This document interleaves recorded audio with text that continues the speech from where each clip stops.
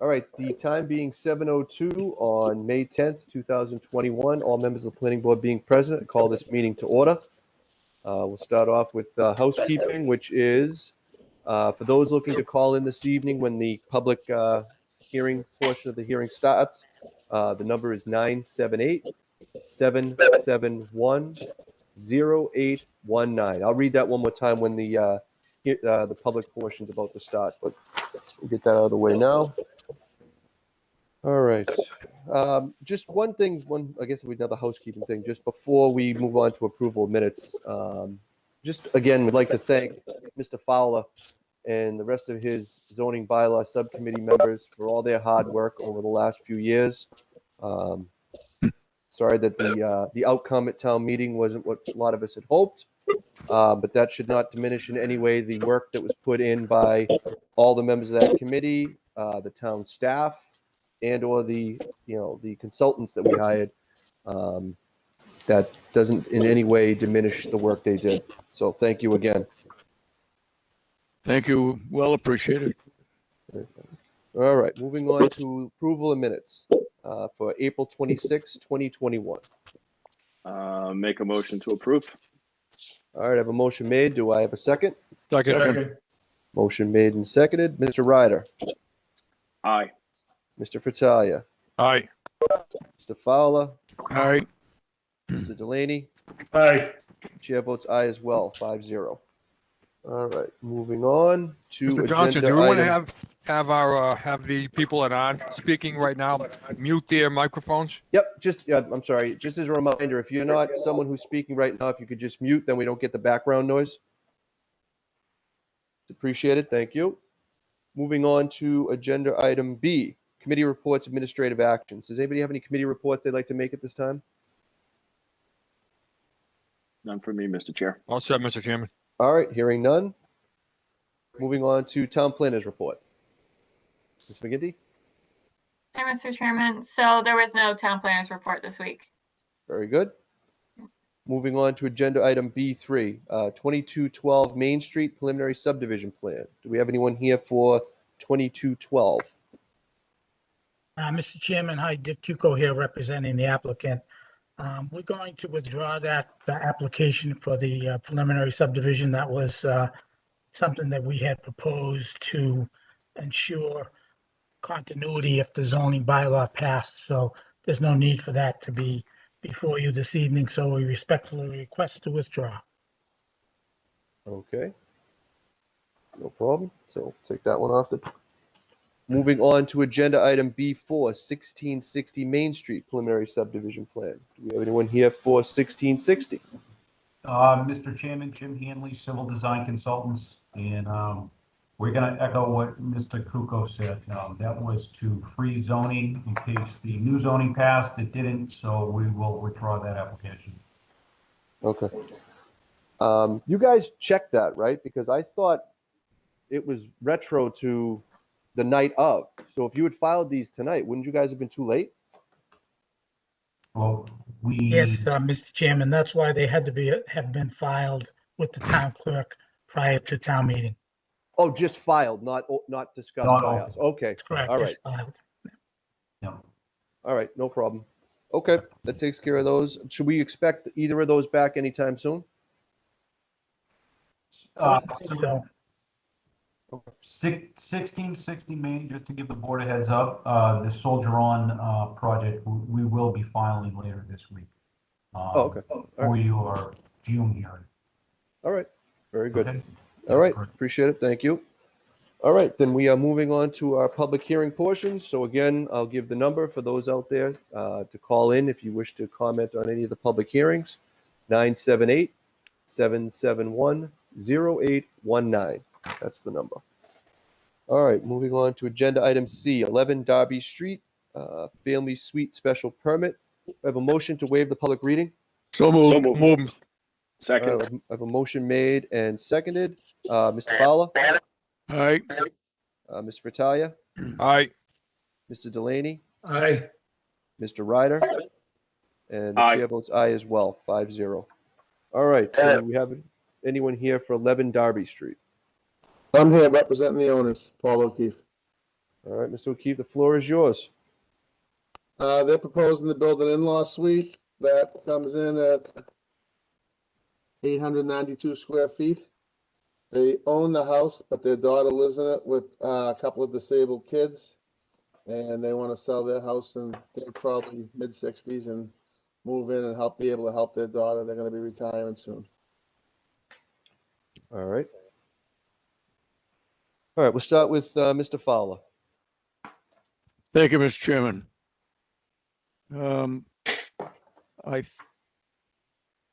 I noticed a letter from Anna relative to removing the proposed front door. Is that in the common area of the building? Yes, All right. And there's a door, and there is a door on the far right, but it is on the side of the little porch, right? correct.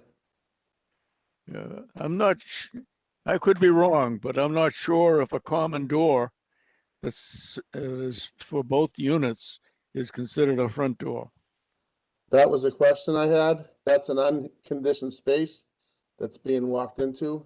Yep. With doors going into the in-law suite and into the existing house. All right, Mrs. McGinty, did you happen to talk to the building inspector to see if in fact I'm wrong? So Mr. Chairman, through you to Mr. Mhm. Fowler, so I have not spoke to the building Okay. inspector. My interpretation is it's the front of the building, it's the front door, but ultimately will be the building commissioner who interprets it. So, Right. yeah. Mr. All right, Chairman, I'm- Mr. Chairman, if I can, just speaking on the building department, we typically issue permits if it's a common area that they're going into. We don't consider that a front door of the unit. Okay. Thank you, Thank Don. you. Thank I you, thought Don. so. Appreciate it. I'm all set. Thank you. Thank you. Mr. Fratalia. Thank you, Mr. Chairman. Just a couple of questions I had. Is the house on sewer, sir? Yes, it is. Okay. Looking at the lot, are you going to be taking up a lot of the driveway if you do that addition, correct? Yeah, there is a little bit of the driveway coming out. Okay. Looks like you're starting the addition on the other side of the chimney, correct? Yes, Okay. So you won't have to take the put the chimney inside the house, which is great. I see the electrical panels there as well, so that's awesome. Other than that, as a board member, I am very, very in favor of family suites. You know, keeping the family intact and doing what they can to help children is a great thing on my end. So I guess the only thing that's going forward is the fact that, again, the building inspector will be the person who's going to be coming out and reviewing the plans and finalizing everything as you go forward. So, but with that, I'm all set, Mr. Chairman. Thank you. Thank you, Mr. Fratalia. Mr. Delaney. The only question I have, and I don't know if I'm looking at the plan properly, but the in-law itself, it doesn't show a bedroom. there's a master bedroom. I see an office, a playroom, a kitchen. Am I in the right place? In the back left corner of the addition is the master bedroom. Mhm. The master bedroom. It has a walk-in closet and its own bathroom. Mhm. Okay, That's on page 6, Jay. I'm on page 6.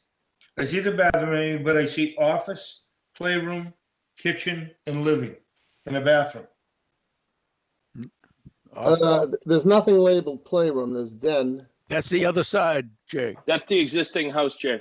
Oh, okay. Right.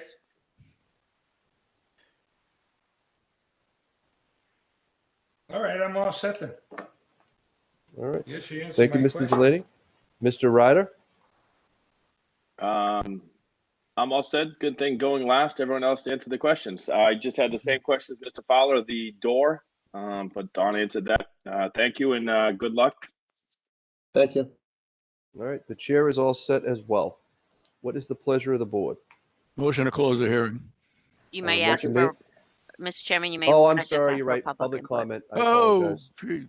I skipped over the public comment. Brian, do we have anybody on the line for this? We have no callers at the moment, Mr. Chairman, but as normal, we are about a minute behind. All right. I unfortunately was presumptive there. That was wrong of me. So just while we're waiting for the public time to catch up with real time, we'll just make the comment that, provided this is approved, obviously, as someone started to mention earlier, all the final decisions are from the building department.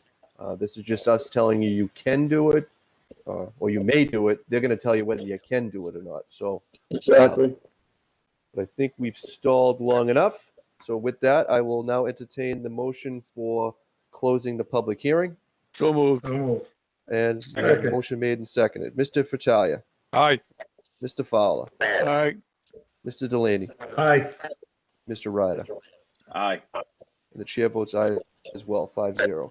Now, as to the family suite special permit itself. Motion So to, moved. All right, so I have a motion made to grant this family suite special permit and a second. Mr. Fratalia, Aye. Mr. Fowler, aye. Mr. Delaney, Aye. Mr. Ryder, Aye. chair votes aye as well, 5-0. All right, congratulations and good luck. Thank you. Good luck. Thank you. All right, moving on to agenda item D. 50 Foster Roads Family Suite Special Permit. Do I have a motion to waive the public reading for this one? So moved. A motion made. Do I have a second? Second. Motion made and seconded. Mr. Ryder? Aye. Mr. Delaney? Aye. Mr. Vitalia? Aye. Mr. Fowler? Aye. And the chair votes aye as well, 5-0. All right. Do we have anyone here for 50 Foster Road? Mr. Chairman, my name is Brad Iapini. I'm the new owner of the home. All right, Mr. Iapini, the floor is yours. Thank you. This is an existing split. I'm just applying for the permit. There's already a bathroom and a bedroom downstairs. There's a living room. And I'm just legally making the permit. I'm not building any addition to the home. It's 932 square feet as it exists right now. All right. All right, we'll start with Mr. Ryder.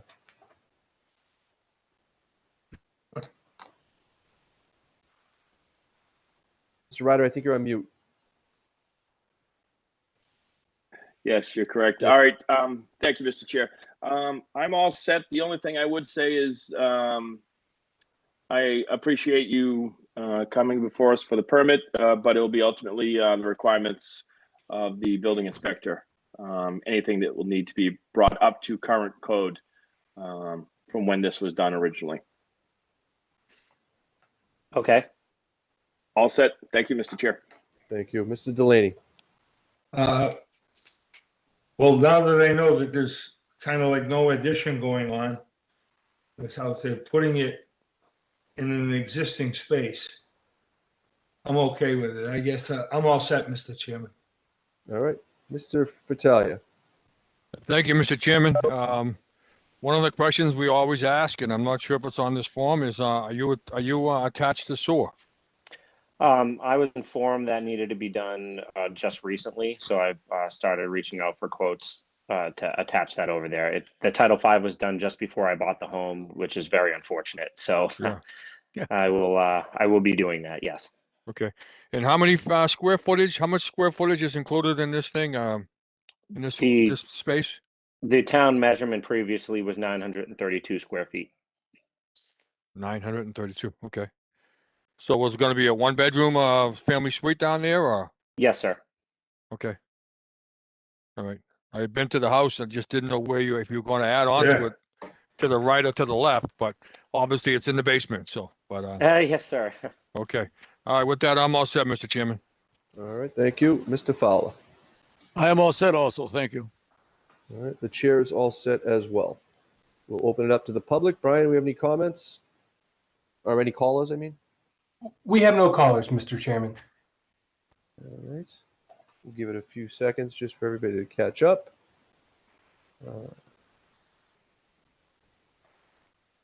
Mr. Iapini, I have one question, Mr. Johnson, if I could. How long have you owned the house? A week. Oh. Okay. Well, welcome to Tewksbury. Thank you. I closed on April 29th, so or April 30th. So. Okay, great. So he needs to finish up with us quickly so you can go back to unpacking boxes. I haven't even moved yet. I'm working All on right. it. I think we've given enough time. What is the pleasure of the board? Motion to close the hearing. Second. Motion made and seconded. Mr. Ryder? Aye. Mr. Delaney? Aye. Mr. Fratalia? Aye. Mr. Fowler? Aye. The chair votes aye as well, 5-0. As to the family suite special permit, Motion to approve. a motion Second. to approve, motion made and seconded. Mr. Ryder? Aye. Mr. Delaney? Aye. Mr. Fratalia? Aye. Mr. Fowler? Aye. Chair votes aye as well, 5-0. All right, good luck. Happy moving. Thank you, Mr. Chairman. Might I ask one question? You Sure. may. What is my next step? Do I contact the building inspector, or That's do they where I'd call go me? next. Yep. Okay. All right. Thank you very much, sir. Work on the sewer and get that started as well with the whole process, and they in turn will be reaching out to you about making sure it's all legit and all that. So Yes, sir. Thank you very much, everyone. All right. Moving on to agenda item E, 1866 Main Street. This is a continued special permit. We have anyone here for 1866? Hey everyone, I'm Todd Arsenault. Mike Cucciello. All right. Floor is yours, Jim. I'm sorry. We did open this, right? Because this says continue, but I know we haven't taken any testimony yet. Yes, you John, opened it at the We last did? hearing. Okay. Yep. All right. Just wanted to make sure. Okay. All That's right, correct. gentlemen, the floor is yours. Not sure who's in the meeting right now. I'm not sure if Mr. Hammer or Paul Ross is in here. Ooh, someone's raising their hand. Yes, Paul Ross, I'm here for the owner, First Colonial, with respect to the site plan and parking analysis. All right. And Jim Gizokas, architect, if there's any questions regarding anything inside.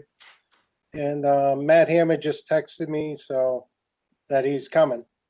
I don't. He's on. He's on. Oh, He's on. He was on, yes. Okay. I am here as well if, Okay. just, on behalf of Todd Arsenault. All right. Whoever's presenting, the floor is yours. One of you 6 people. I suppose I give it to Matt. If somebody could present just on what's inside the unit, Todd, you want to talk about what's inside your unit? Okay, so basically, we're looking to put a bakery, deli inside 1866 Main Street, which would be called Cucciello's Bakery. Cucciello's been in East Boston for 70+ years as a family business. Most of the family had some issues with health, and unfortunately, Dunkin' Donuts stepped in and bought the building that they worked out of from under them. And right here next to me is Mike, which is Junior.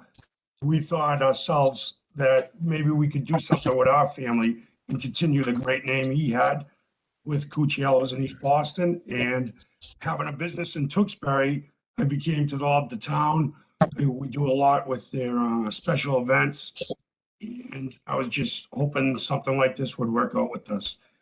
I have Mr. Hammer here, who's been very helpful with helping me with the certain directions going, what I need to do, what we need to do. And Mr. Ross is obviously representing Thomas Bowley, the owner of the property, and directing us with certain grease traps and other things we need to go forward with if we're approved to do such. So basically, I'm here at the board to present this bakery and hope that we get this approved to move forward. All right. Anybody else with anything they need to present? I can discuss the exterior portions.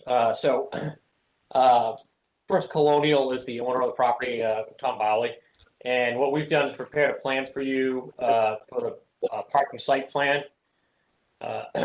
On review by Cypress Design, the parking area was short 9 total spaces. However, there's no change to the building size. All we're doing is swapping the Santander Bank tenant out for the bakery. So the footprint of the building stays the same. And interestingly enough, the bakery use and the bank use have identical parking requirements. They're both 1 space per 200 square feet. However, the net change from changes in the bylaw since this building was built in the 80s has resulted in a demand for 9 more spaces. So the parking plan that Cypress came up with accommodates that. It accommodates the total number of spaces, as well as adding in 2 van accessible spaces. So it meets the requirement of all 4 handicapped accessible spaces. We're here on the parking plan issue to ask for waivers with respect to proximity of the spaces to the lot lines. And you have a memo from the building department as to the waivers that are specifically required, but I'll walk you through the plan just quickly. If you see Main Street and Livingston Street, I think most folks here are familiar with the plaza. We're adding spaces on the back side of the plaza, which abuts another commercial property. I believe in the package that Mr. Arsenault submitted, you'll also have an aerial photo that shows the neighboring parking lot in this zone. So we have 1 space along the side lot line that is closer than 10 feet. 10 feet is what's required by the bylaw. So we would need a waiver for space 74, which is on the left side of your plan. And then to pick up 3 additional spaces to hit the required number, Cypress added in 3 spaces right at the exit lane onto Main Street. And you'll see those as 75, 76, and 77. The problem with those spaces is they're too close to the lot line. So the requirement in the front is 20 feet. The first space is only 9 feet from the lot line. The second is at 18 at its closest. However, the edge of pavement is still quite a ways away. If we are allowed to have the waiver for these 2 spaces, we meet the total number of spaces required for the parcel, but under the current zoning law. If the board feels that either one of those 2 spaces is too close to Main Street, then we would just ask for a waiver on the total number of spaces required. The third waiver noted by the building inspector is for space size. So this parking lot is the same layout it was in the early 80s when it was developed. So many of the spaces are of a smaller size. But it's been functioning as a parking lot for nearly 40 years. So we would say that we'd ask for a waiver that those can stay the way they have been, since we're meeting so many of the other requirements. And then just a side note, although it's not before the board, you'll actually see in light green under space 41 and 42 is exterior grease interceptor. That is something that the Board of Health requires, and we'll be helping the tenant out with that as well. So the landlord's helping manage that exterior grease interceptor. The tenant's handling everything within the space itself. And then the last point about spaces is if the board did decide to reduce the spaces by eliminating, like, for instance, 77, there's a mitigating circumstance here with regard to space count anyway, and that is that the bakery's operating hours are really during the day. They close at 5. The primary driver of parking spaces, as everybody is probably familiar with, is Angelina's. And Angelina's busy time is actually dinner and after, so it's the evening hours. So we have a staggering of parking use anyway. at this site, which would mitigate a loss of a few spaces if necessary.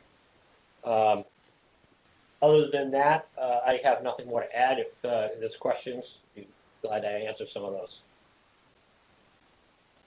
All right. No other presentations at this time, correct? Correct? Nobody else needs to Not for present me. anything? I think Mr. Arsenal's muted. Yes, I just right. unmuted, sorry. Okay. Yes, just, I don't believe I have, again, I have my architect here just to fill in on, I believe that would be the Board of Health issues on the plan, the interior design for the kitchen, which I've been in touch with them a lot, and basically, no, we don't, I'm not sure if I have anything else to say, but I All think right. we're done with that. Thank you. Very good. All right, we'll start with Mr. Ryder.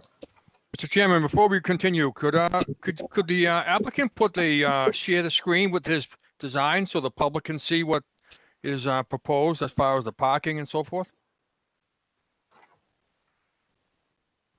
If you were on Zoom, I might be able to pull it off, but let me see if I. You know, we can see it as board members, but the public who's part of this process and can't see that. So that's just if you can. If not, hey. Mr. Mr. Hammond, do you Chairman. have any of this? Do you have Yeah, any of it? Paul, if you email me that site plan, I could share it with the planning board members. Mr. Chairman, Yes, sir. first of all, in my package, I don't have any diagram that shows parking or where the parking is located or so forth. So if they could put it up there to share the screen, it would be I'll work on greatly that right appreciated. now.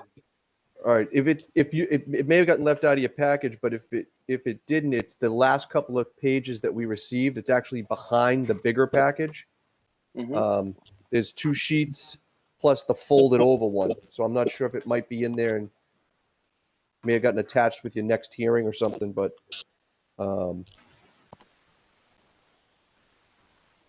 while you guys can, we'll continue with Mr. Ryder. Or we'll start with Mr. Ryder, and then hopefully they can put something up on the screen as soon as it comes through. All right, thank you, Mr. Chair. I had a couple of questions in regards to the additional spots, 75, 76, 77. Is there any intent with any outdoor dining? Understanding you have that grass area there.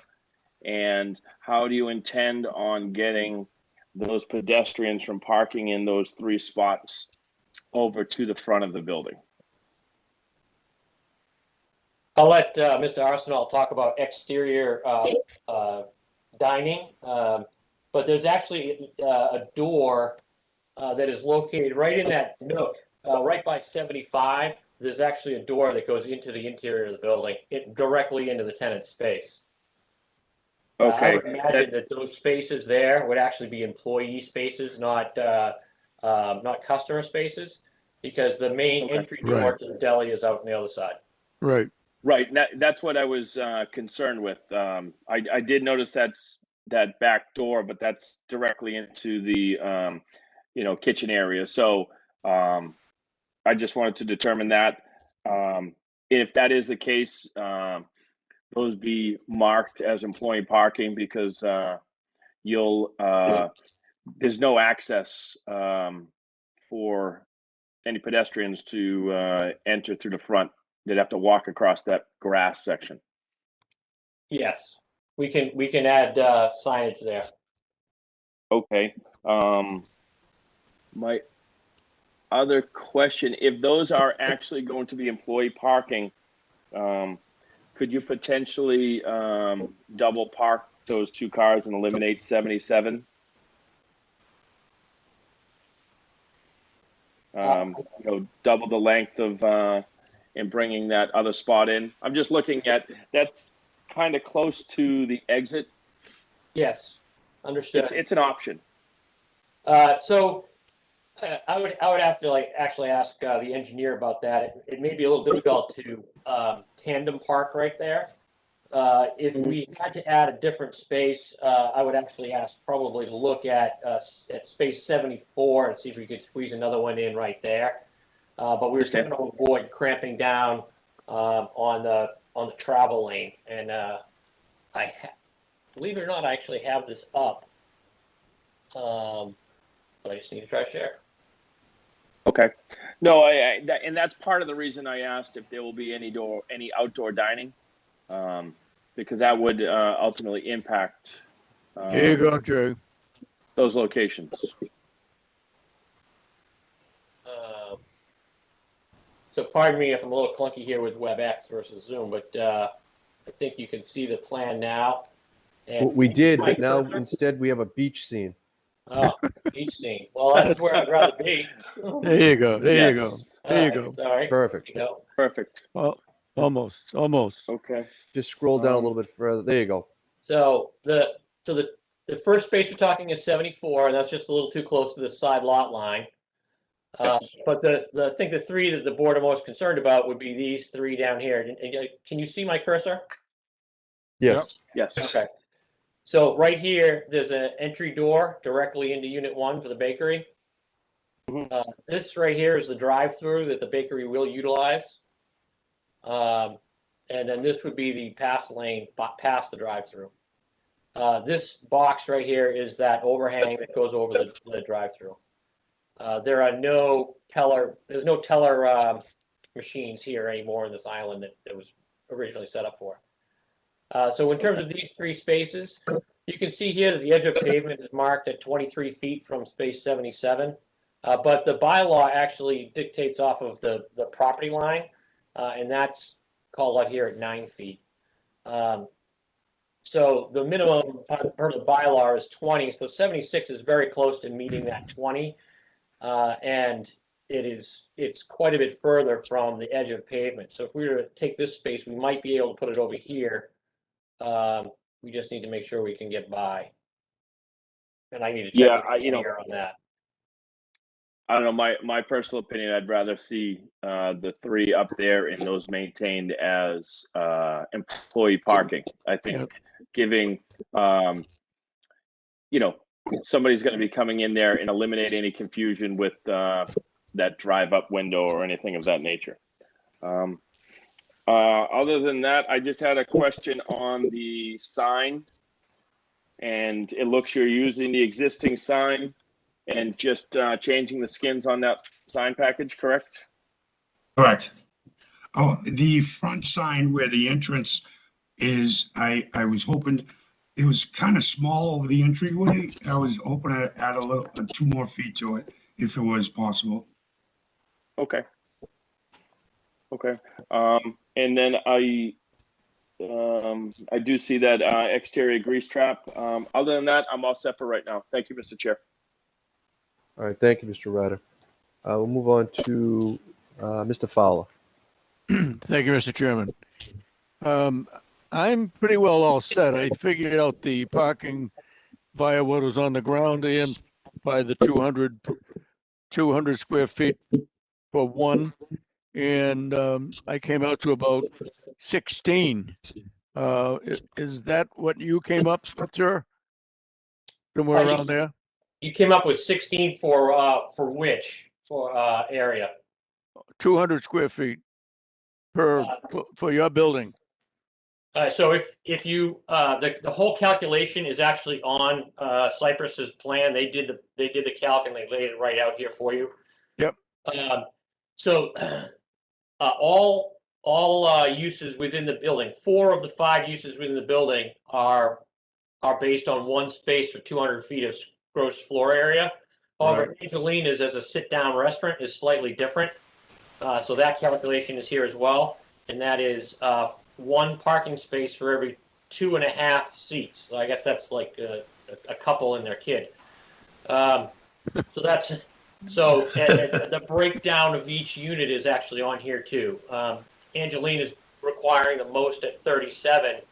The bakery actually requires 21, which is quite a hefty parking load for a bakery, but they do have quite a bit of floor space, and that's really what dictates that.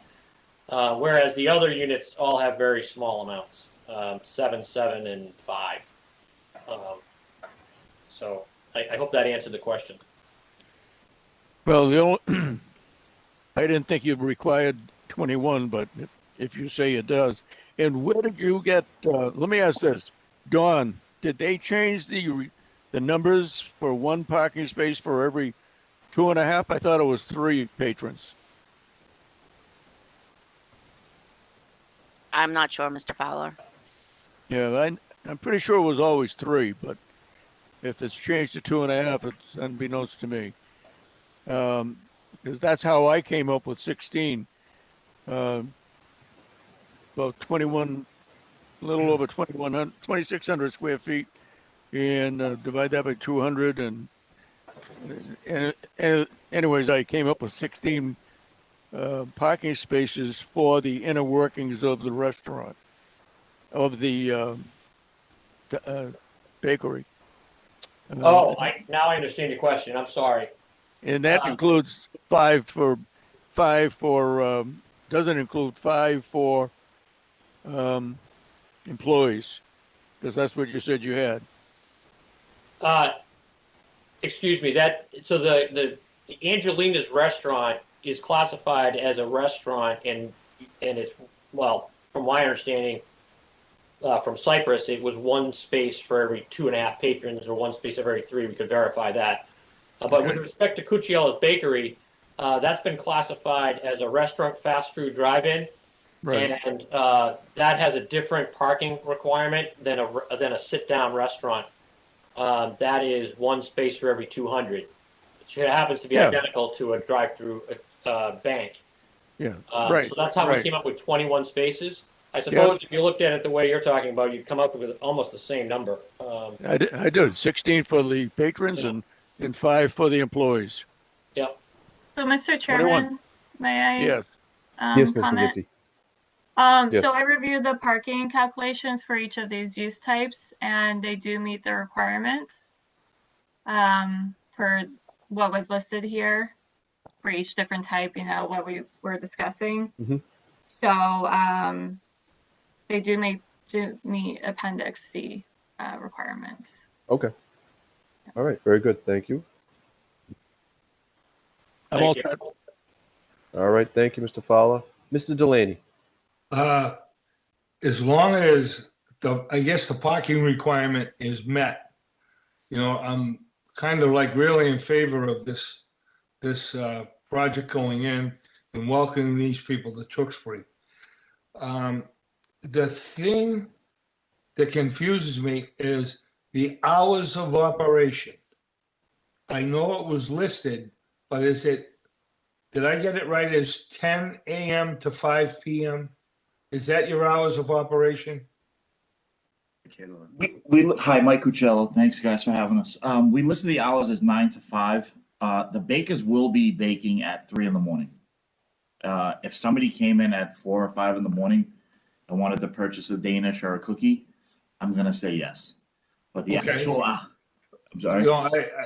I think what you're missing here, I'm not worried about the bakers or the help or the people, is the hours of operation because of the parking and because of the busyness of this mall. Okay, what I'm getting at is if the hours of operation become later than what you are suggesting, there could be a real problem with the parking that's, are you going to be able to designate the parking just for Cucciellos? That's my concern, just the hours of operation. And if it gets later, will the same parking spaces maintain the building that you're trying to operate? So if I can speak, Paul, if you want to speak first. Yeah, I'll just jump in quick. I'm sorry, Todd. But the dry cleaner and the nail salon, I apologize. I just noticed a mistake on this plan. Some of the units were mislabeled in the reprint. So if you go to the plan, this space right here says nail salon. It looks like we have 3 nail salons, which would be impressive in one plaza. this space here is actually Long's Kitchen, the Asian restaurant, Chinese restaurant. This is Angelina's. This is the dry cleaner, appropriately labeled. And this is actually the nail salon. So it's 2, 3, 4, and 5 for the units. So I apologize for that. But both Long's and Angelina's are nighttime operations, but the dry cleaner and the nail salon really are not. I'd focus primarily on Angelina's because Angelina's is the largest parking load in this plaza at 37 of the total 77 spaces. But the staggered operating hours would also, impact the dry cleaner and the nail salon because they're daily operations. So I would imagine that if the bakery did stay open a little bit later, you're picking up some of the parking from the dry cleaner and the nail salon. Okay, I guess I'm good with that. Thank you, Mr. Chairman. All right, Mr. Vitalia. Thank you, Mr. Chairman. First of all, I want to welcome Mike and Todd to Tewksbury. We can't wait to get you guys in and open and operational. I'm all in favor of a new business coming into Tewksbury, especially an Italian bakery coming in and being of Italian descent. Having grown up on Italian food and Italian pizza, I can't wait to get you guys in town. So, Thank you. So as far as the parking, I'm sure we can work with you as far as that goes. It seems like the parking and the hours will work great. You guys will be closed when the Angelina's is open, so I think we can be able to work with that, knowing my colleagues as well as I do. So a couple of questions I had was trash. Are you going to be using trash on the other side of the building, or is you're not planning on putting anything near the restaurant, correct? There's dumpsters down by the side where Angelina's is, and we're gonna work something out. There's an overabundance of dumpsters, so we were hoping to work something out with some type of share system. Catching the bill on that. We're also adding an extra pickup day too. Yes. To make sure that it stays clean and neat. So another question I had is, where would you be getting delivery to? The front of the building or the side where the side door is near the parking area where 75 and 76 is parking? Or where does So that come from? we'd be taking deliveries where the pickup window is. So the pickup window, the pickup area would be closed during the deliveries, of course, and that would be the doorway on the side of the building where 74, 75, 76, and 77 parking spaces. Okay. Just a couple other comments I had being at the site recently. Do you have any plans to upgrade or do something with the drive-up window that's there? I mean, you guys are a new business coming into town. The last thing anybody's going to want to see when they come up is the old facility that's there for the bank parking, bank drive-up. So if you can put that into your plan somewhere to make it a top-notch operation, which I'm sure you guys will moving forward, I mean, that's always a drive-up window is always nice when it's nice and clean and freshed up and done nice. And yes, there'll be a new drive-up window added. The front windows in the entrance will be added to somewhat similarly duplicate the old Cucciello's bakery with the awnings and the larger windows with the pizza Italian stickers on the bottom. So I'd like to say I don't do anything less. I'll do my best to make it the best and classy. Nothing overbearing. Sounds great. And the parking I think is something. I think you have enough parking myself, considering the hours of operation for you guys and the other restaurants. So again, I'm looking forward to you guys coming into town and doing whatever we can to help you. So, but again, good luck and thank you very much. Thank you, Paul. Yeah, one quick comment on loading zones, because I know that is important. There are still large sections of this parking lot where there's no parking. So there's in front of the bakery unit, that area is sometimes used as a loading zone between spaces. And then that same thing applies out behind the Chinese restaurant. That ends up being a loading zone some of the time as well. And it still allows flow of traffic in the parking lot. Okay, great. All set, Mr. Chairman. Thank you. All right, thank you, Mr. Vitalia. All right, yeah, for me, I'm not overly concerned on the parking either, even if you do have a little bit of a change, if you start to find that, that pickups and people coming in, maybe you may find that you end up doing this till 6, just to have more people come through and do their pickups, but because you guys are working out the parking to meet the new parking requirement, so it's going up from what was there before. So I'm not as concerned about the space numbers, especially if we do limit those ones in the back to employee parking. So you don't have people kind of trying to get across the lawn or anything. It sounds like from the other members that everybody's okay with space 77. So if that's the case, I'd rather just do the waiver for the distance. Because the alternative would have been just to give the waiver for having one space fewer than was required, if we wanted to lose space 77. But I definitely didn't want to move it over along that back property line. I don't think that would help. So if everybody else is fine with it, I'm fine with leaving 77 there and just doing the waivers that are requested. Otherwise, the only other thing that there was sort of that side comment made about the sign that's on the building, but without specifics, I don't think we can do any kind of a waiver for the sign until we know something specific you're asking for, not sort of just ballparking, but what you actually would be looking for. So if that's something you're going to be looking for, you'll have to present that to us. Okay. I don't know exactly what they're going to do, but I believe they can actually comply with the sign waiver, the sign bylaw for the sign on the building. The primary concern is the showing that they're not adding to the sign standard that's out front and they're just reskinning what's there. Okay, that's fine. The one that's there is 3x4. I was looking for 3x6. So the one that we have the picture of that you have here, this is the existing sign, but with your information on it, correct? No, that's the one I was proposing to do. The one, if you look in the back where I photoshopped the picture, you'll see a shadow on the top of it. It's probably a quarter of the size right in the middle. That's what's there. Okay. All right, Ms. McGinty, if they're asking for, well, they just gave the measurements. If they're asking for those measurements, that's something we can do now, or is there something that they need to submit? So they'll need to submit a signed special permit since they're going to deviate from the zoning bylaw. Okay. So that would be a separate application, or yeah. So Okay. they have to go through that process. Okay. You got that, gentlemen? Yes, thank you. All right. All right. Otherwise, with what's in front of us, I am all set. Do we have anybody on the line for this? We have no callers, Mr. Chairman.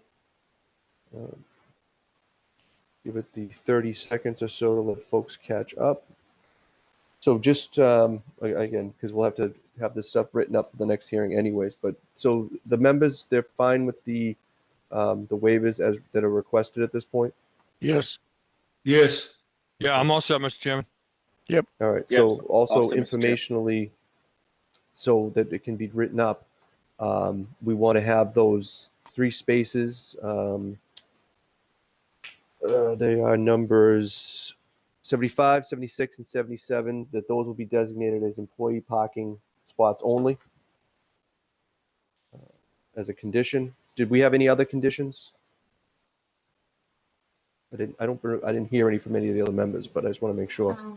No, Mr. Chairman. One thing I wasn't clear about today was any additional waivers than they were requesting on their parking plan. And I did send a memo today. I'm not sure if the applicant got it. Just clarifying that a revised parking site plan will need to be submitted to clarify that the unit 2 that was listed 3 times. Yes. The nail salon issue, yep. Yeah, Yep. so that's for our records. But in terms of the waiver, the ones that are covered is for section 5421 that covers the 2 issues regarding the 10 feet and Distance. then the 20 feet. And then the second waiver that was not requested but was discussed here tonight was a possible one for the parking size. And that would be for section 5140. So the applicant would just need to submit that waiver with the revised site plan on that document Okay. for the next meeting. All right. So do you guys have that then? The Yes, changes sir. to this plan? Okay. So include the other waiver and relabeled all those units correctly so that they match what you have up in your top right corner. And we limit it down to one nail salon. All right, so that should have taken up any time anybody needed to call in. So, Mr. Chairman, I have a comment before we proceed, if I could. yes, Mr. Battaglia. So I'm not sure if the applicants mentioned this, but just for the public's point of view, but there's going to be 18 seats, correct, inside, gentlemen? 18 seats? No. We very minimal, if anything. We're not looking to be a sit-down restaurant at all.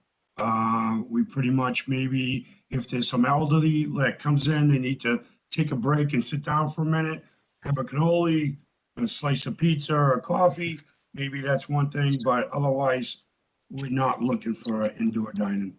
Okay, I thought I took that from something in the records here about 18 spots inside and then a walk-up window, correct? Is that accurate too, or Drive-up window. drive-up window? Okay. Drive up. And, Right, and right. there is some seating inside, and I believe we just set it at 18 as based on a real preliminary plan, but they still have to design the interior layout fully. Okay. I was just trying to give the public some information if they're looking to see what's coming and what's going to be inside and so forth and so on. But all right, I'm all set then. Thank you, Mr. Chairman. All right, so then if there were no other comments for this, then we'll look to continue this to the next meeting, and then we can have the drafts done for a decision. Everybody's fine with that, I assume? Yep. Yes. All right, then let's see. Next meeting is May 24th. Could I have a motion to continue this to 7 p.m. on So May moved. All right, a Second. motion made and seconded. Mr. Ryder, Aye. Mr. Fratalia, Aye. Mr. Fowler, Aye. Mr. Delaney. Aye. Chair votes aye as well. All right, gentlemen, we'll see you at the next meeting. I have Thank one you very much, question. everyone. See your I time, have guys. one question for Todd. Yes. Did I get one question in for Todd? When Go does the ahead. bread come out of the oven? That's the big question for the bread maker About here. 4 a.m. 4 a.m. Oh, We'll have your that's cup of too early coffee for ready me. for you. Okay. Well, I'll have them make another batch in a few hours. Thank you, everyone. I appreciate it. Thank you, guys. Thank Good All right, luck. thank you. All right. So we'll get Thank that you. one continued. All right. I just have to mention that, as much as Mr. Fratalia is on board because it will be an Italian baker, I'm in no way going to hold anything against him because it won't be Irish bread there. But that's fine. All right. Moving on to agenda item E. I'm sorry, F. Yeah. 1023 and 1029 East Street. This is continued from our 426 meeting. It's site plan special permit, use special permit, land disturbance permit, special permit. All right. Do we have anyone Mr. here? Chair- Yes, Mr. Hall. Yeah, while they're setting up, we have 2 minutes, please? Absolutely. Just as a Thank you. reminder, everybody, we Stop stay sharing the live during the screen. 2 minute. Oh, yeah. Mr. Ross, can you stop sharing your screen? Trying to, sir. All right. So we got 2 minutes, and just a reminder to everybody, we stay live during that 2 minutes. So just remember that. There we go. Sorry about that. Thank you very much. Good evening. Thank you.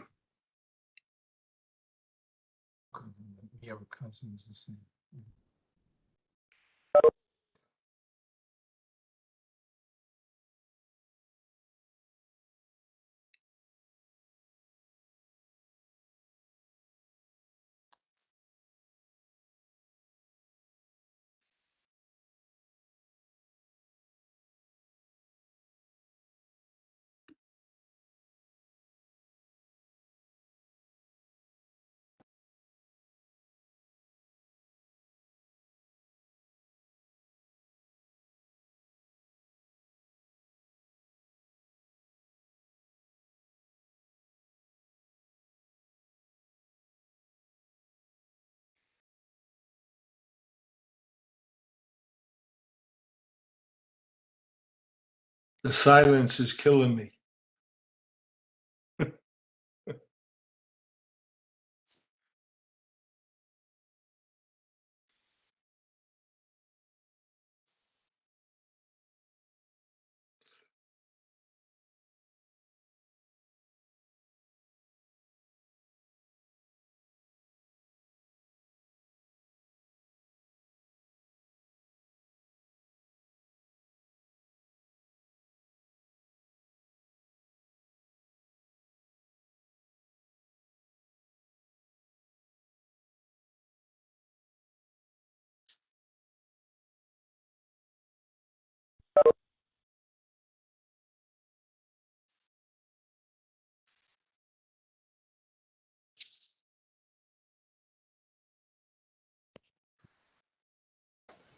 All said, Mr. Chairman. Thank you. All right. We have everyone back?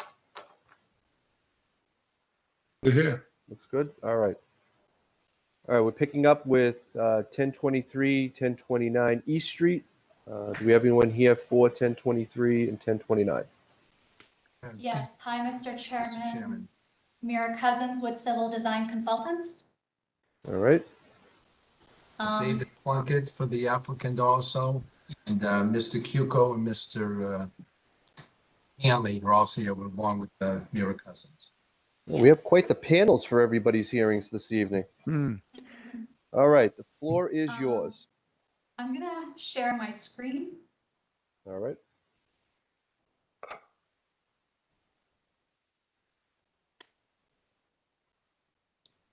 Can you all see this? We can. Yes. Okay, perfect. So we submitted revised plans on Friday, so we don't expect that you had time to review everything. Andy Street was managing this project and he's no longer with Civil Design Consultants. So it just took us some extra time to get this revision package submitted, so I apologize for that. So we're here to give the board an update on where we stand with this project. We received comments from Planning Department, Conservation, and DPW, and we revised the plans to address all their comments. We also received comments from the town's technical LSP consultant. Our LSP reviewed those comments and provided a response that was included in the submittal package. So we feel confident that our project complies with the AUL requirements. So the layout of the project is relatively the same since we were last here in March. So I'll just go through all the updates that we've made to the plans. So we've eliminated the subsurface infiltration system that was originally located at the rear parking area. And as a result, we expanded the porous pavement footprint to account for stormwater runoff from the rear parking area. Another update that we did was we included a sidewalk to connect the sidewalk along East Street to the building over here. And lastly, we updated the wall layout along the frontage on East Street. We now show bump-ins with plantings along the wall to break it up.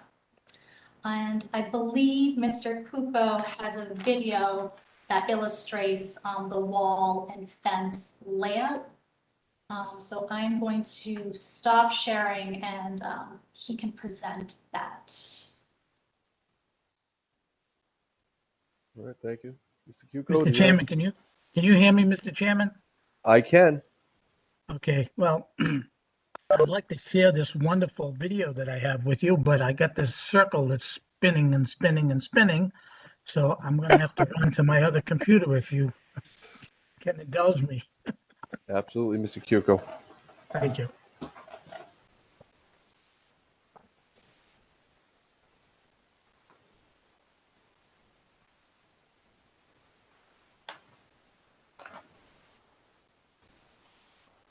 Mr. Chairman, Mr. Fowler. while we have a second, I'd like to say something to Mr. Plunkett. All righty. Mr. Plunkett. Yes. I want to, I know the final outcome of the zoning bylaw vote was not We were shy by 2 votes, but I want to thank you for your input and being there for us. Well, that night was a Wednesday night and I was still here, so. But I was there Monday night, so, thank you. You're welcome.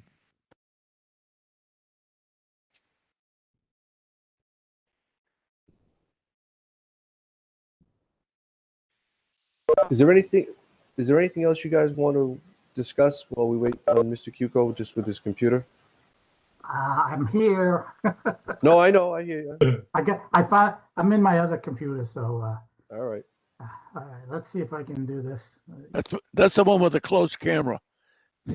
Yeah, this is the one that shows off my follically challenged head. You're not alone. Come on, shit. Not at all.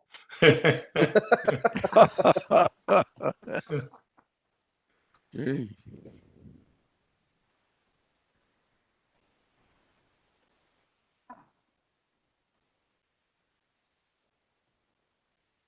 Yep. There it was, and there it goes. Just a brief look at the plan.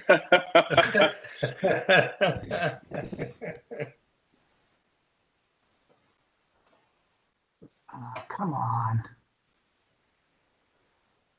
I tell you, these are the most frustrating things in the world. Take it from a guy that has problems with them all the time. Hey, Dick, I found it. There we go. Hey, I got it. All right, great. I don't know if you can see that. I see black. Yeah, that's it. Just a solid screen. All right, 1 second. I got it up on my computer. Now I just got to figure out how to get it so you guys can see it. We get rid of the people running back and forth. And as we wait, I'll again let those out in the audience know that if they choose to call in on any of the issues, it's 978-771-0819.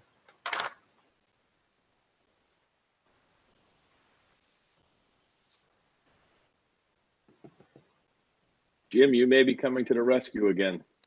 I don't want to jinx myself because I probably won't be able to get it to work.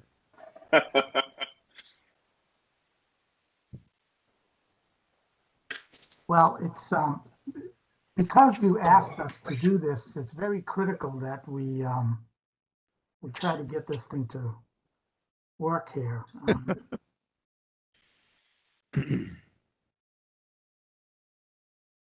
I'm Not sure it at it. could possibly live up to the hype now, though, Mr. Cuco. Oh, yes, it will.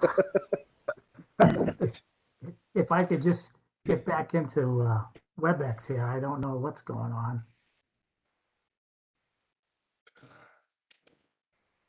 I apologize. It's all right. Let's try this again.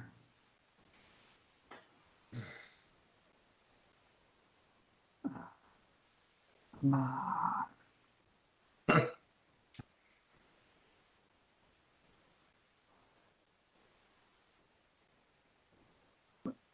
I see all you folks, but I can't get my WebEx to take the full screen here. I'm gonna have to send this to Brian next time.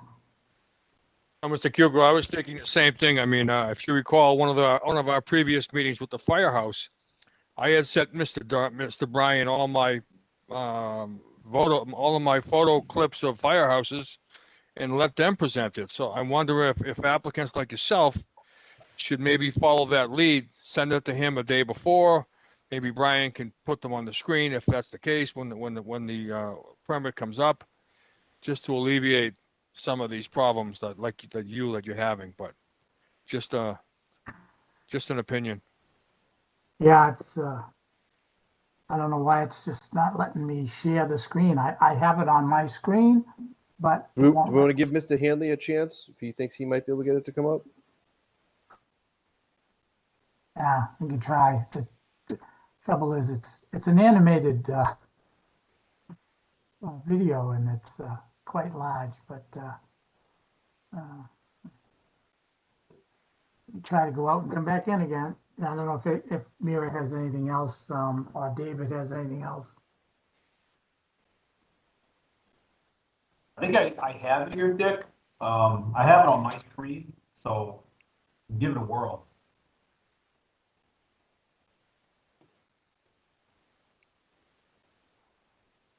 Oh, There you go. That's it, right? Excellent. All set. All right. So I hate to steal Dick's thunder here, but I guess the idea here was at the last meeting, there was some discussion about how that fence may look.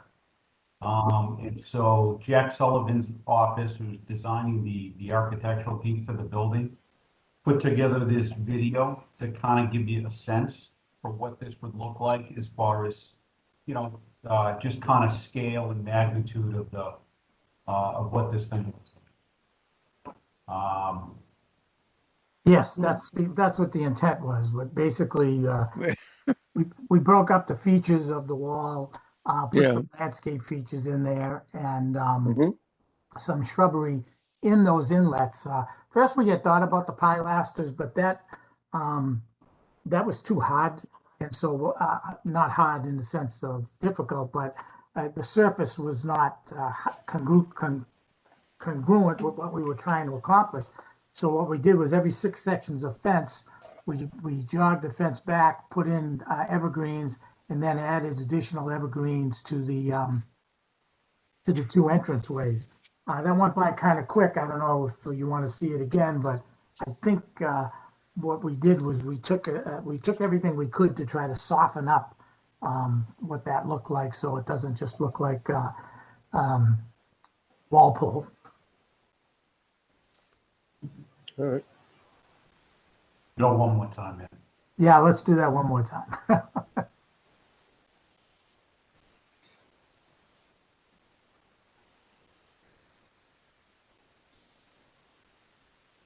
And just so you know, this traffic here that we're showing on East Street has nothing to do with the project. Just so you know. Absolutely.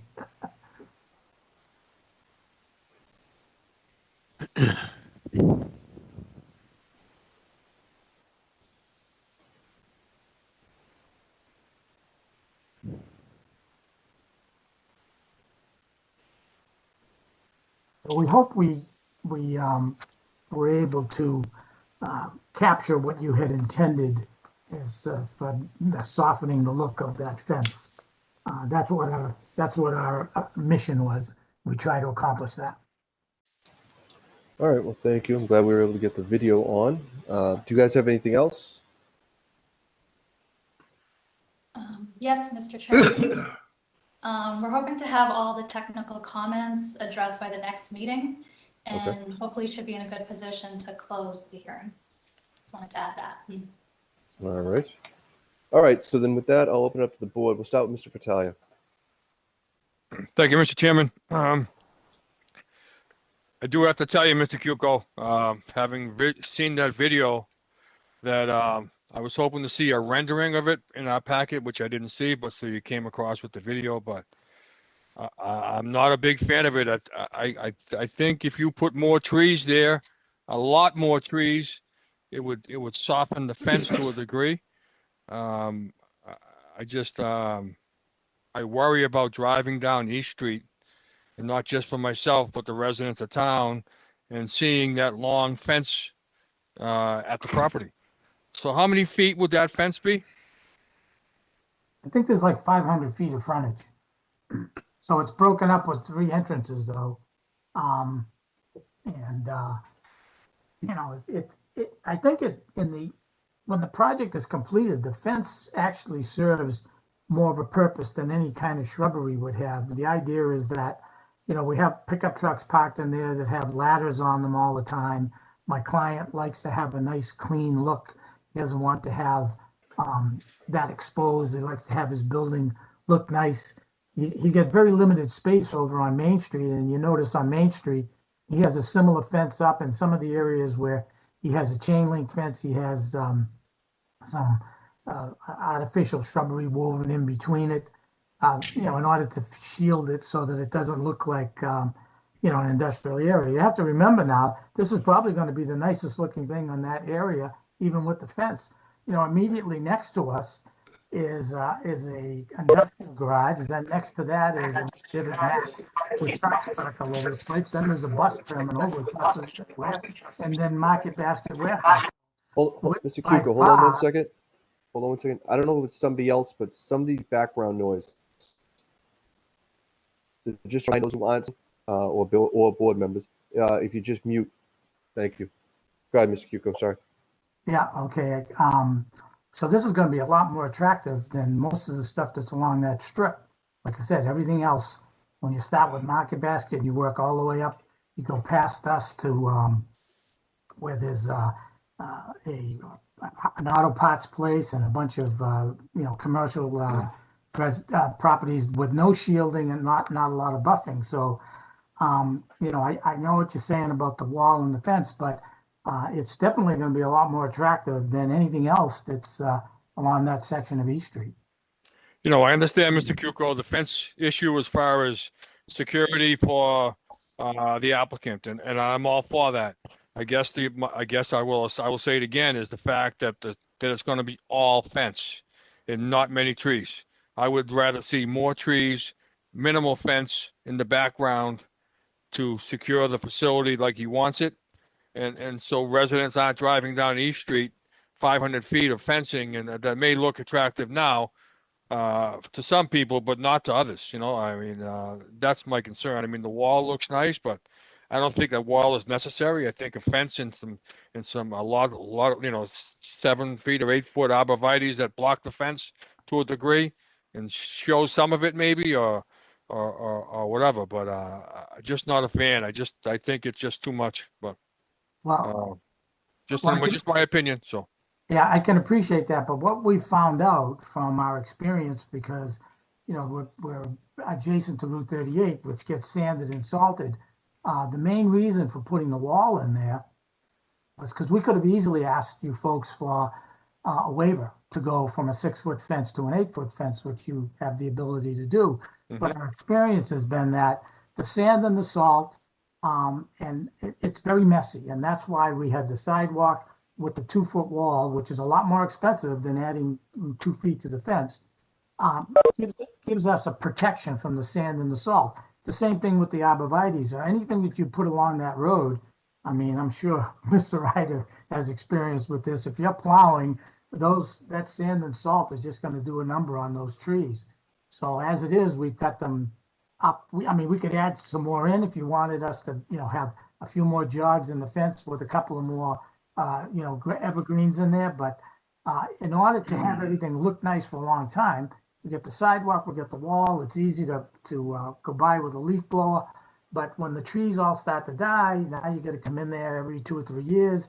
You got to start replacing them. It looks like, you know, how you compliment the girl from Maine, you know, nice tooth. But so to be, you know, it wouldn't look like a nice smile as it is now. So I think we could add a few more indents with some trees to soften it up a little bit. But what this does is it ensures that the site will stay clean and not get destroyed by, it's a heavily traveled road, and the sand and the salt, you get the spray, even if it's not directly up against the sidewalk, you get the spray from the trucks driving by with all that sand and salt that'll do a number on those arborvitaes. All set, Mr. Chairman. All right, thank you, Mr. Fratalia. Mr. Delaney. I guess my question was answered. I was going to ask Mr. Kuko, how would the fence affect the snow plowing of the road? In other words, I think the trucks will be going up and down that road a lot more than the side street where I live on. I was just curious, how do you prevent the plowing from affecting the fence or knocking it over? Is that the reason for the wall? That's correct, Mr. Delaney. I mean, we have the curbing, and then we have the sidewalk, and you know we know that the windrow when they go by with the plow is going to flush up onto the sidewalk. If the fence were at grade, the fence would be getting compromised by the snowplows because, as you said, it's not a subdivision street where your fence is usually, sometimes 8, 10 feet back from the edge of pavement. We're going to be back, 4.5 feet. So it's a lot more expensive to have the wall. But in the long run, for my client's maintenance purposes, having the wall will ensure that we think that the fence will last a lot longer, and maybe 1 or 2 sections might have to be replaced every few years if something really gets bent over. But if we didn't have the wall there, the fence would be leaning and it would just be messy. We can power wash it, but the bottom 2 feet really takes a beating with the sand and the salt going and the trucks and the traffic going by. I guess, Mr. Chairman, I'm all set. The thing is, I kind of share the words of Mr. Fratalia. I'm not a great fan of fence, but if a few more trees can be put in here or there, I would really like it. I'm all set with this. All right, thank you. Mr. Fowler. Thank you, Mr. Chairman. Mr. Cuco, I appreciate your idea about putting in a few more trees, but would it be less expensive for you instead of jogging in, down, and back for more trees, or plus the ones that are there? It appears to me that you have a good area where it's on this plan where it shows green, and then on the part of the plan that shows pink, most of that, you're about, at least 5 feet or more away from parking. With that line behind the fence. If you move the fence back 5 feet or so along the whole line, could you then put in, arborvitae's every 8 feet, one every 8 feet or something like that? You do the numbers. But that way you wouldn't have to do a post, but do a 90, go down 4 feet and then around 4 feet and then another post. It just would be, to me, would be less money to have a straight fence, but you break it up with evergreens, but the evergreens could be back further than they are now, because you would be at least 5 feet back from the present line. And what you would have is some sort of stone or something underneath it, so you won't have to maintain that. Between the back of the wall and the front of the fence, you could put stone instead of bark mulch, and that way you do it once and done. Well, I'll have to talk to my client about that. I mean, if we're going to move the fence back, we'll probably eliminate the wall, because the whole idea for the wall is to save the fence and to keep it clean and neat. Yeah. I'm sorry you don't like our proposal, and we'll try to come up with something.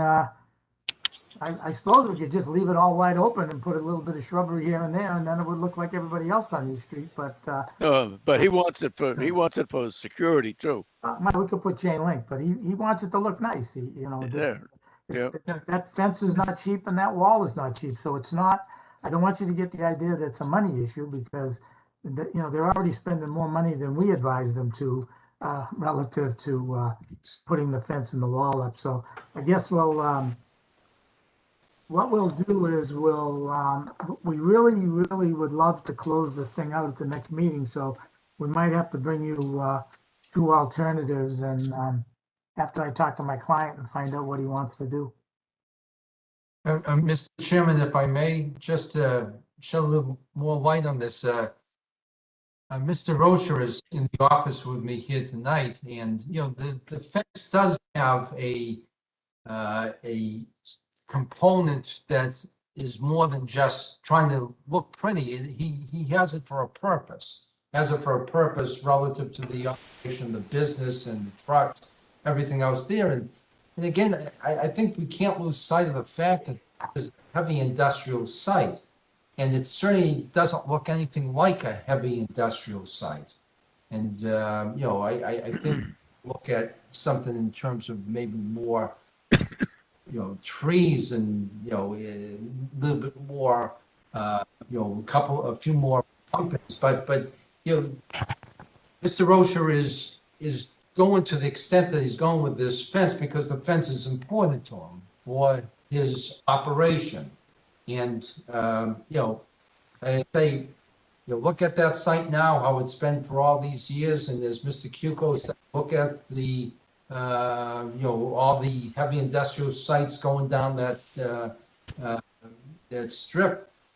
This is certainly going to steep in terms of its, you would hope that it would have a domino effect in terms of others in that, along that corridor might say, hey, we want to keep up and improve our looks also. But you know, say this is not merely a matter of making it look nice, and it does look nice. It's he wants from the operation of his business at the site. I just asked the board to keep in mind, you know, that, you know, it is a, you know, a heavy industrial location, and certainly this is going to be a major improvement over what's there now, and better than most of the others along that area. Yeah. Mr. Chairman? Yes, Mr. Powell. Thank you. If you don't mind, I hope the applicant and Mr. Cuco don't think that we are trying to dismantle the good work they've done, because I sure as are not. Huh? I thought you were looking for the word heck. Yeah, I know. That's not the word I was thinking of. I was trying to, Mr. Fratelli had a good point right from the get-go. And I think we all thought the same thing, but I think myself, I was trying to soften the blow by doing the same thing and probably save it. And I wasn't trying to get you to get rid of the wall, because I thought the wall was a very attractive portion of this project. But whatever you think is best for your client. Is your client here now? I believe he's with Mr. Plunkett. Yes, Mr. Rocher is in the office with me, right? Does he have any opinion that he'd like to share with you or us?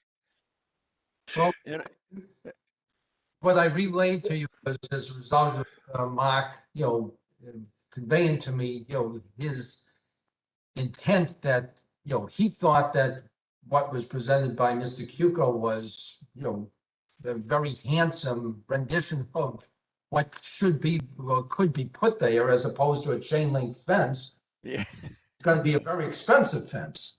And but that he needs, you know, again, he's got to have all his, you know, the trucks, and as Mr. Cuco was saying, they have the ladders on it and things of that sort, that this will, you know, you don't want people going in and, you know, having to deal with the security issue of making it easier for people to get in there and walk away with things.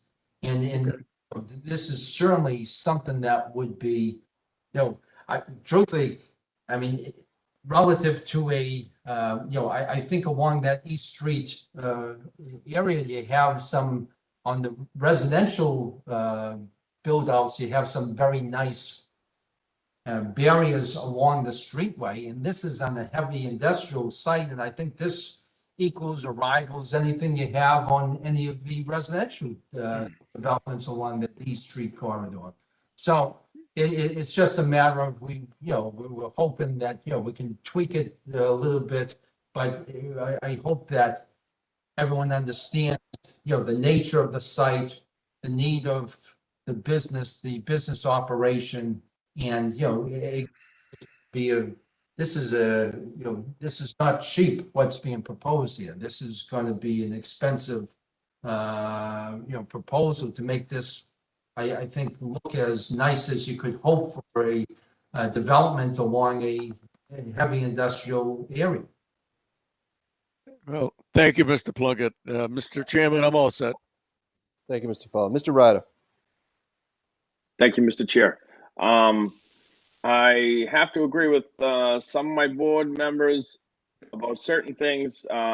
The wall, I understand why he's doing it, but I'm not opposed to the wall, but I think having over 500 feet of just white vinyl fence, understanding he did break it up every 6 sections, I think breaking it up even more is going to give me personally, and I think some of the other board members are going to feel a little better with how it's going to look, and give the owner the security that he's looking for.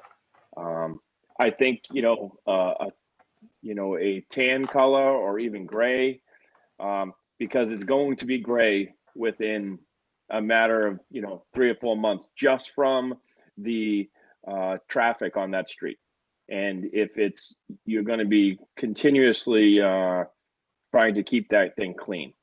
And I think going with something other than white is going to look a lot better, and breaking it up with more bump outs, more shrubbery. Not necessarily, I don't think you have to go with the same arborvitae or pine or what you plan on. Maybe offset it with a larger bump out, Dick, in between, and maybe put some a flowering tree or something in there, just to give it some color and maybe break it up a little bit. A thought. It sounds to me like you like the open look like market basket better, but I don't know. Maybe it's. I don't. I understand why. I'm just looking at. I understand he wants the security, but I also don't want a 500-foot wall of white vinyl fence or chain link fence for that matter. Understanding it is industrial zoned, but directly across the street it is residentially zoned. So we're trying to make it work for everyone. All right. Thank you. Thank you, Mr. Chair. All right, thank you, Mr. Ryder. Well, I kind of agree with everybody else in that what's presented, I don't think is enough. What the answer is, I'm not 100% sure, because for what's there now, even if you're going to keep what's there, the version you just showed, I would definitely want to see either more bump outs, especially on that longer portion of fence, because I feel like that's the biggest issue, is the much bigger piece that runs, I guess, in front of the one Mr. Fowler was using, the pink section, which I think is your phase 2. Just because that seems to be the longest portion of wall. So, I mean, at a minimum, I'd want to see more of the bump outs probably on that section of fencing. Or I think, as Mr. Ryder suggests, maybe one of those bump outs is maybe just a little larger. So a little more could go in it, maybe. I don't know. I'm not sure, because I'm not a landscape architect. We've had this issue before where, if anybody asks us what to do, I'm not sure we always have the answer. Kind of like, we're just looking at it saying, I don't know, but I know what I see isn't quite there yet. But I don't know, maybe if one of the bump outs was just bigger and then there were a couple of those trees in there, that might help. You know what I mean? Or something like that. The other thought, and I think this feeds off of what Mr. Fowler had said, and I'm not sure, I mean, this isn't the best way to look at it, but you can see I'm using your map that has the phase 2 in the pink. And then I pretty much just put in sort of a crescent fencing. So it would be set back from your wall. I would like to see you keep the wall, but with that crescent shape would allow you to put some of those trees, they'd actually be high enough and far enough back that I would think that the sanding and plowing and whatnot wouldn't hurt them, because they're raised and set back some. And that would get some of that fencing from being just straight across. It would get some of the green in front. But again, you guys are going to have to, see what works for you. But I mean, I think that still gets you your fence, but it doesn't make it just that straight line right down the front that seems to be giving everybody a little bit of trouble right now. But those are all possibilities, I suppose. But ultimately, it's going to come down to you guys. So We'll bring you in a menu board next meeting, and you can a la see- carte, Mr. Cuco, a la carte. see if you like the blue light special #1 or blue light special #2. So we hear you, and we hear you, and we'll and again, I don't think I agree with Mr. Ryder. I think your rendition had the wall gray. I do think that if that is actually, you know, a possibility, I really think that would be a good way to go too. You know, because I think you know the white is going to take a beating out there, no matter what time of year it is. It's not going to just be the winter time. I think you're going to get a beating all year long if it's just white. So, but like I said, you know, those are just suggestions. I just feel like what was presented, you know, I could work with, but I think there are some ways to either improve that version or tweak it or something. But that's, like I said, it's up to you guys. Take a look at what you guys feel comfortable with, and then we'll have to figure it out from there. all right, we'll circle the wagons tomorrow and come up with some alternatives. All right, and then the other question. Taking in mind your comments. Yeah. The other question, in our packet, we have a memo. I'm not sure we got from Ms. McGinty, where, you know, she's noting quite a few things had not been addressed yet. Did you guys get that? Yes, we got that, and we've provided a response to that, I believe. All right. So It was as on long the as cover letter. So, Mr. Chairman, yes, Ms. McGinty. may I comment? Yes. So my memo was issued before I received their revised plans and letters. So I'll have to review their site plans and the submitted documents from Friday. Okay. Yeah. All right. So as long as, you know, either they have or will respond to your questions, and then you can review that as you need to. Mm-hmm. All right. Obviously, the petitioners. Well, you know what? Before we move on to that, let me open up this to anyone in the audience. Do we have any calls, Brian?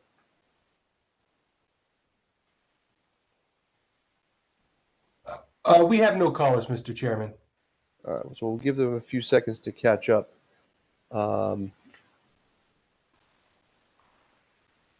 Obviously, the petitioners are hoping that at the next hearing that we'll be able to come to some resolution on this.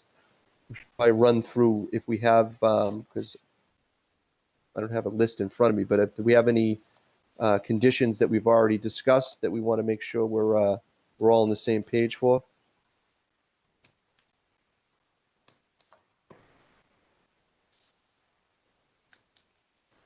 Ms. McGinty, do you have anything that you have in your records, or anything we've already requested for the applicant?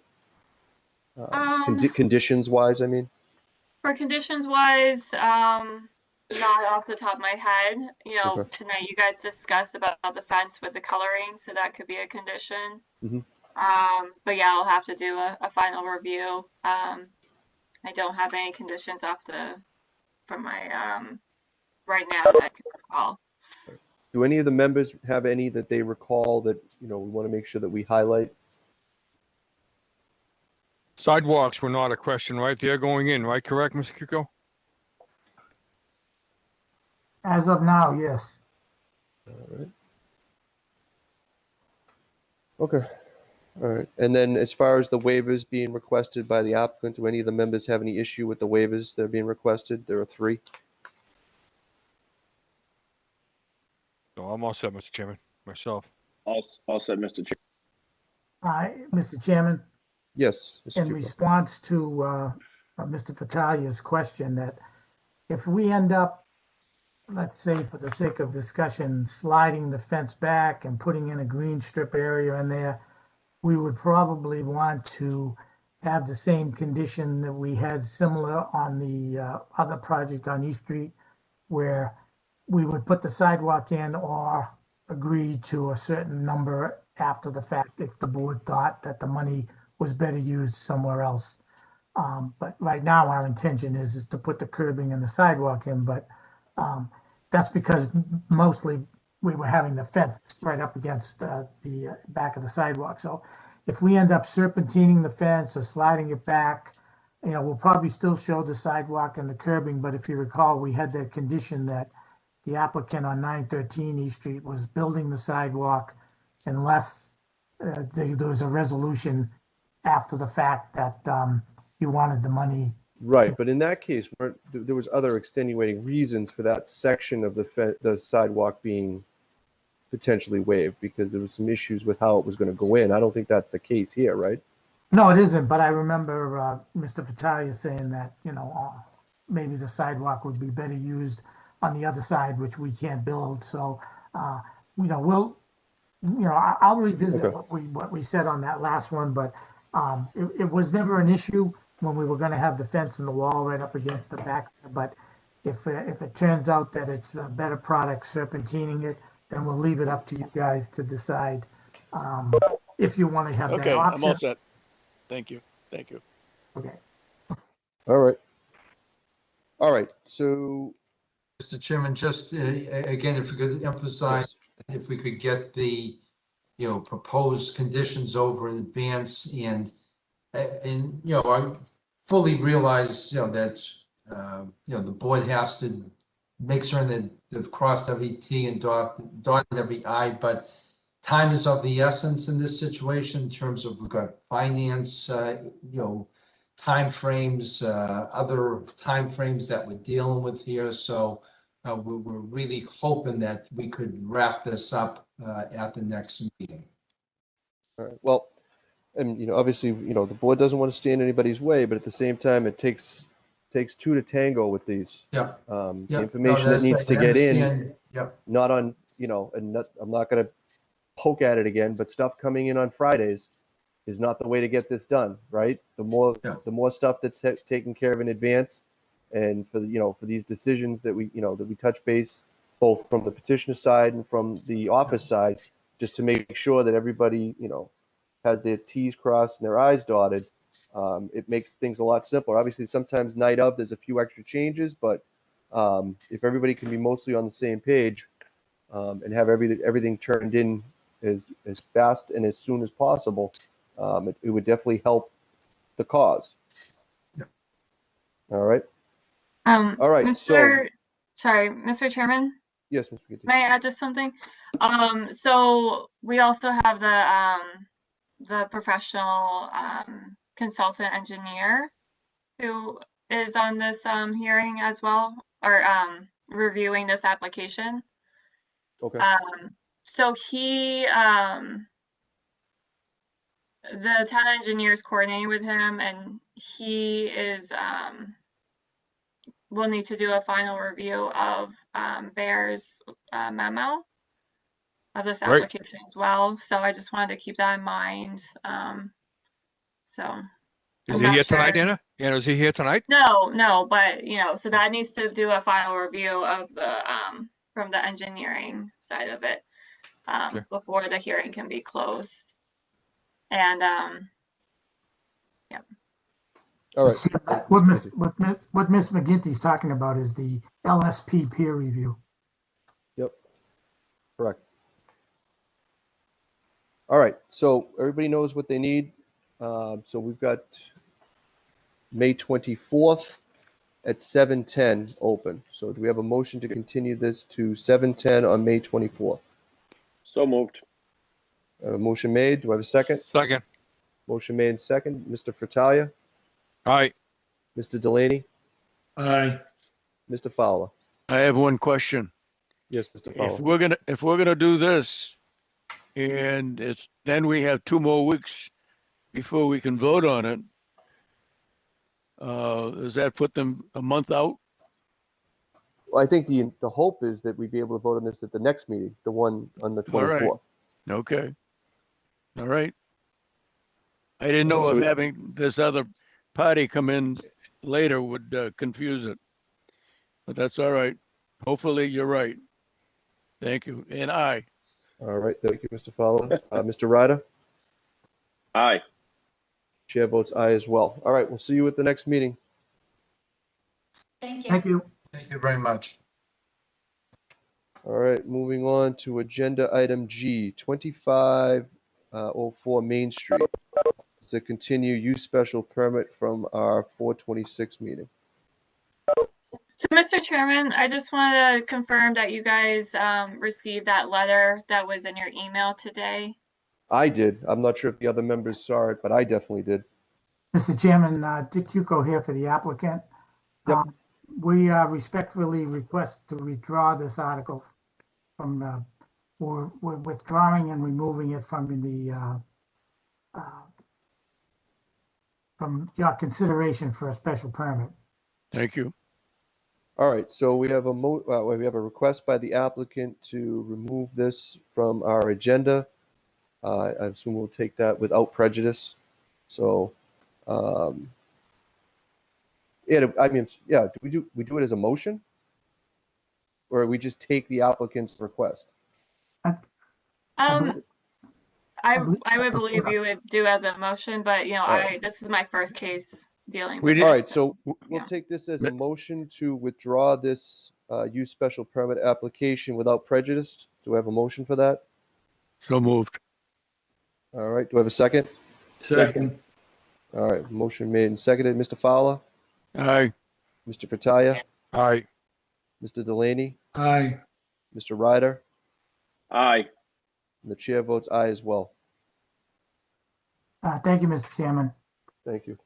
All right, moving on to agenda item H, 2493 Main Street.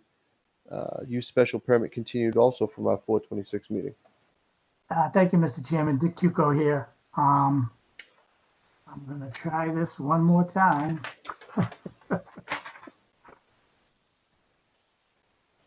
See if this, yay, it worked. I can see it. Can you see it? Yes. Yes. Okay, so that's the wrong plan. That's why it came up. Yeah, well, I'll tell you, it's just one of those nights. Let's see, the revision. This is the one they want. Okay, now let's see if I can share this one. The one with the driveway. Yes.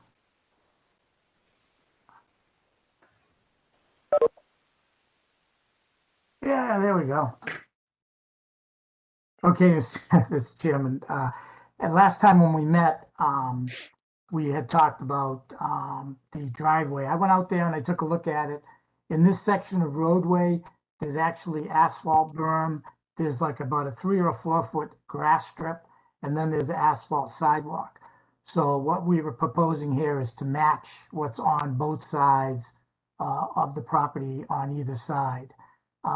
We also have shown the proposed driveway with the parking coming in off of State Street and all of the remaining pavement, including, I forgot to mention at the previous hearing that both these properties are owned by the same entity.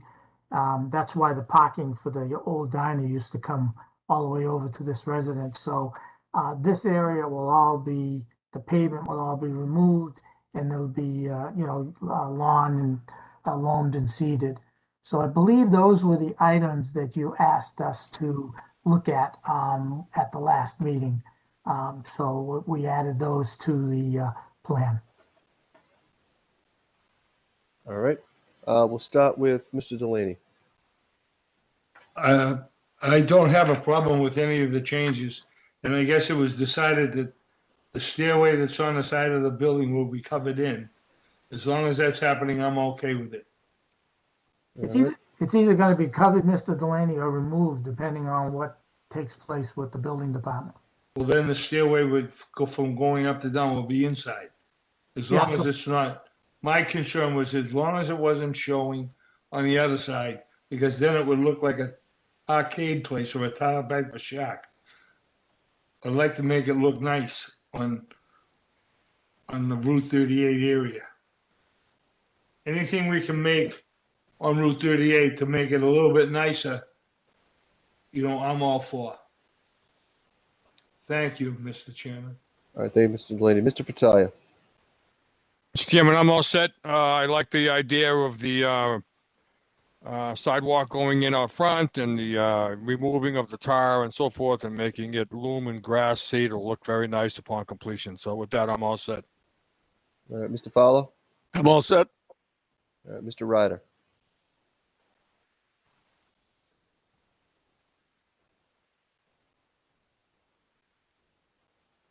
Mr. Ryder. Is he muted? Can't be. All set, Mr. Chair. All right.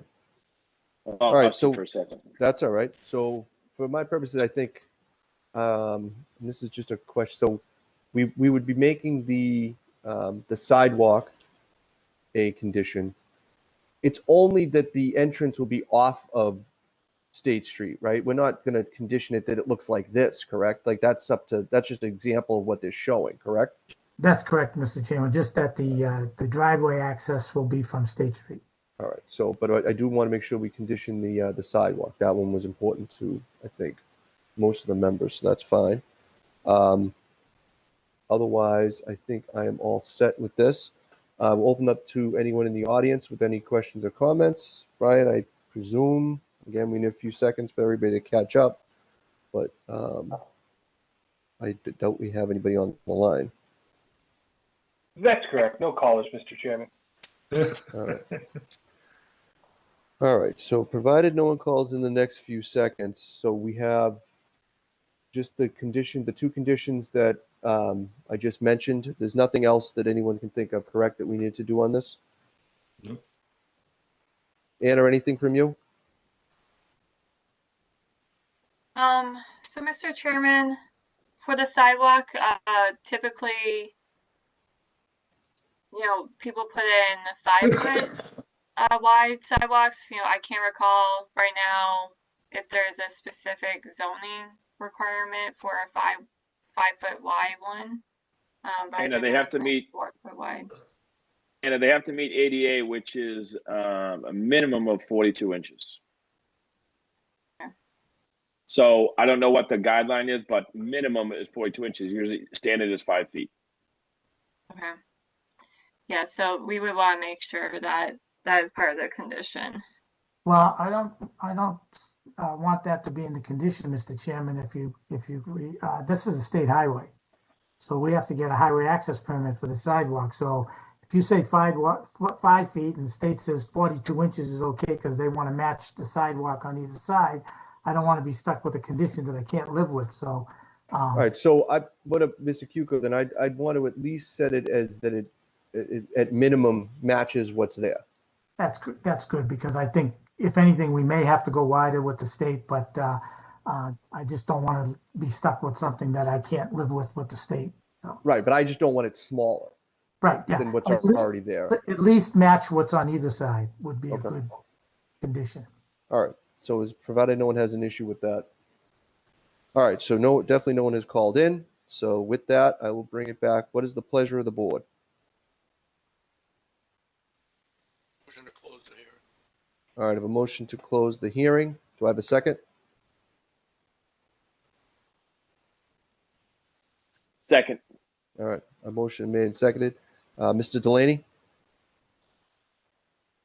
Walking back to. Oh, I see him. Okay. We'll start with we'll the other way around. Mr. Fratalia? Aye.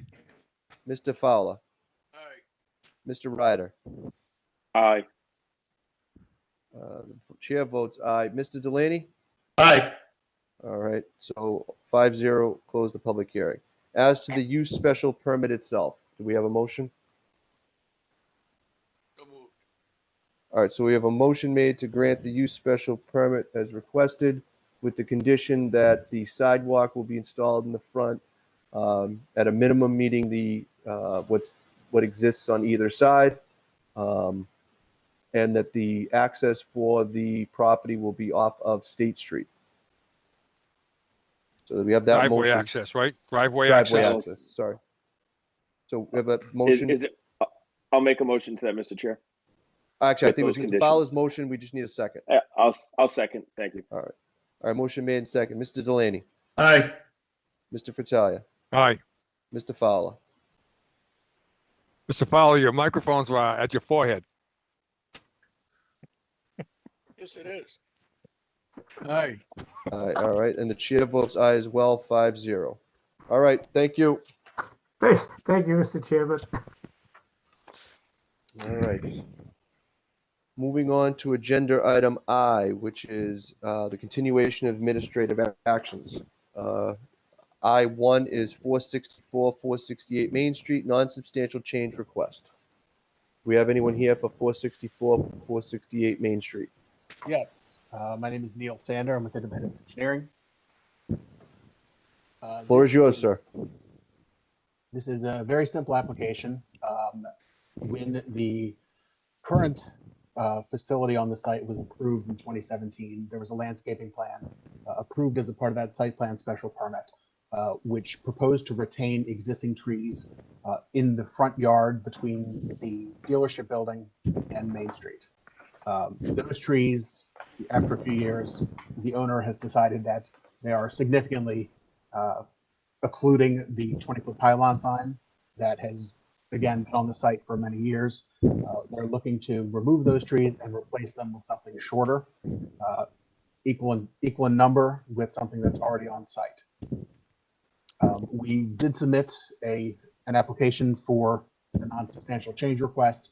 We received comments from Mrs. McGinty, who requested that our 6-foot trees be revised to be 8-foot trees, and we agreed to that comment. In fact, I can show you the area in question. So this is Main Street, traveling west, approaching the Ira Toyota dealership here. And you can see this particular photo was taken in November, so you can still see the Toyota logo. But there is a tree directly in front of it as you approach from the east. We are proposing, there we go. We're proposing to remove the 5 existing trees that are approximately 30 feet high and replace them with 5 red cedar trees that have a mature height of 15 feet with a planting height of 8 feet.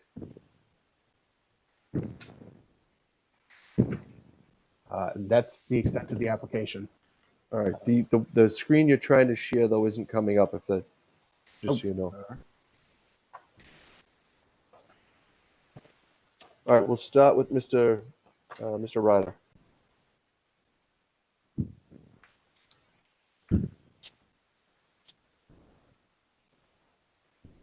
Mr. Ryder, do we have you?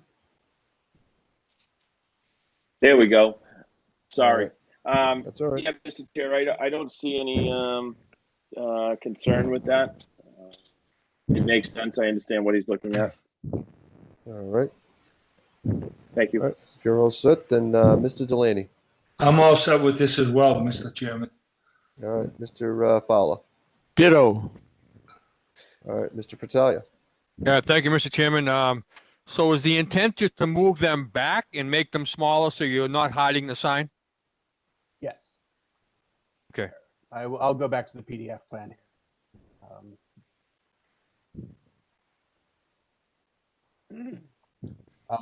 The one tree that's directly in front of the sign is going to be replaced in kind, essentially.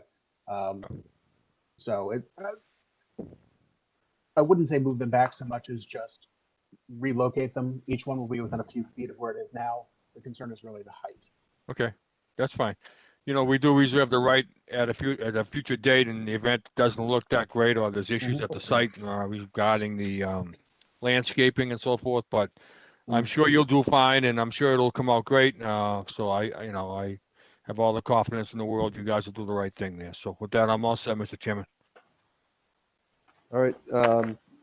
Yeah, I'm fine as well. You know, we're just going to, like Mr. Fatai just said, you know, condition it that, you know, that we retain the right to review if in the future, you know, it's not looking up to snuff. And also that, you know, that they be maintained in perpetuity in good condition. Yes. Yeah. All right. Otherwise, I'm all set. So Again, this is administrative action, so first we need a vote on determining that this is a non-substantial change. Do we have a motion? So moved. All right, so we have a motion and a second. Mr. Ryder? Second. Mr. Yes. Ryder? Yes. Mr. Delaney? Aye. Mr. Fowler? Aye. Mr. Fratalia? Aye. And the chair votes aye as well, 5-0. All right, and as to the non-substantial change as requested, do we have a motion? So moved. All right, so we have a motion made. Do we have a second? Second. All right, so we have a motion made and seconded to grant the non-substantial change with the understandings from before, the minimum 8-foot planting heights, the board retaining its right to review, and the perpetuity for maintenance. All right, so we have a motion made and seconded. Mr. Ryder? Aye. Mr. Delaney? Aye. Mr. Fratalia? I mean, Mr. Aye. Fowler. Sorry. Aye. Mr. Fratalia? Aye. And the chair votes aye as well, 5-0. Thank you, gentlemen. Thank you very much. You're welcome. Good luck. Thanks. All right, moving on to agenda item I2, 2122 Main Street Special Permit Extension Request. We have somebody here for 2122. Yeah, hi, Chairman Matt Hammer, Lamplex Engineering, Lowell, Mass. Here this evening, representing Mrs. Jean Leader and Joel Leader. Currently own the property. They purchased the property back in November of last year, and they need some more time in order to get their construction drawings to pull a building permit for the development. So we're asking for a 1-year extension to the current permit. All right. All right, we'll start with Mr. Fowler. Thank you, Mr. Chairman. Mr. Hammer, is 1 year a sufficient amount of time? Because this permit has been extended quite a few times. Yeah, I mean, if in the past, the board's granted a 1-year extension. If we could get more than 1 year, that's appreciated. You know, with COVID and construction right now, it's just taken longer than expected with the new owners to get this project up and running. I just want to be realistic, that's all. Yeah, 2 years would be preferred.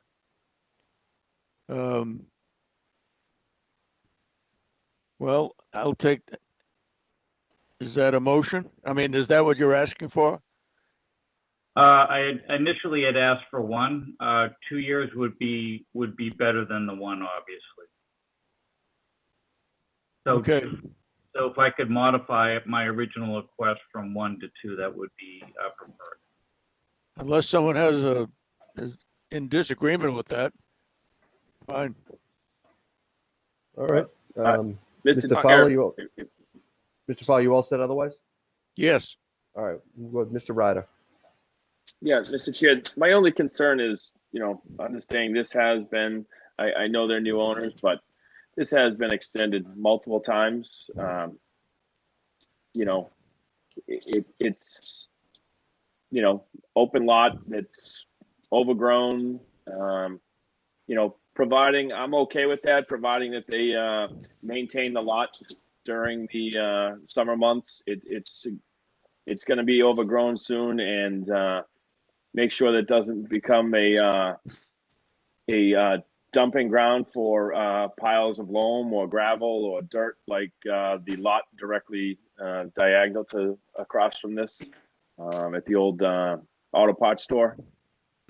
If that's the case, you know, want to be able to reserve the right to bring them back in. All right.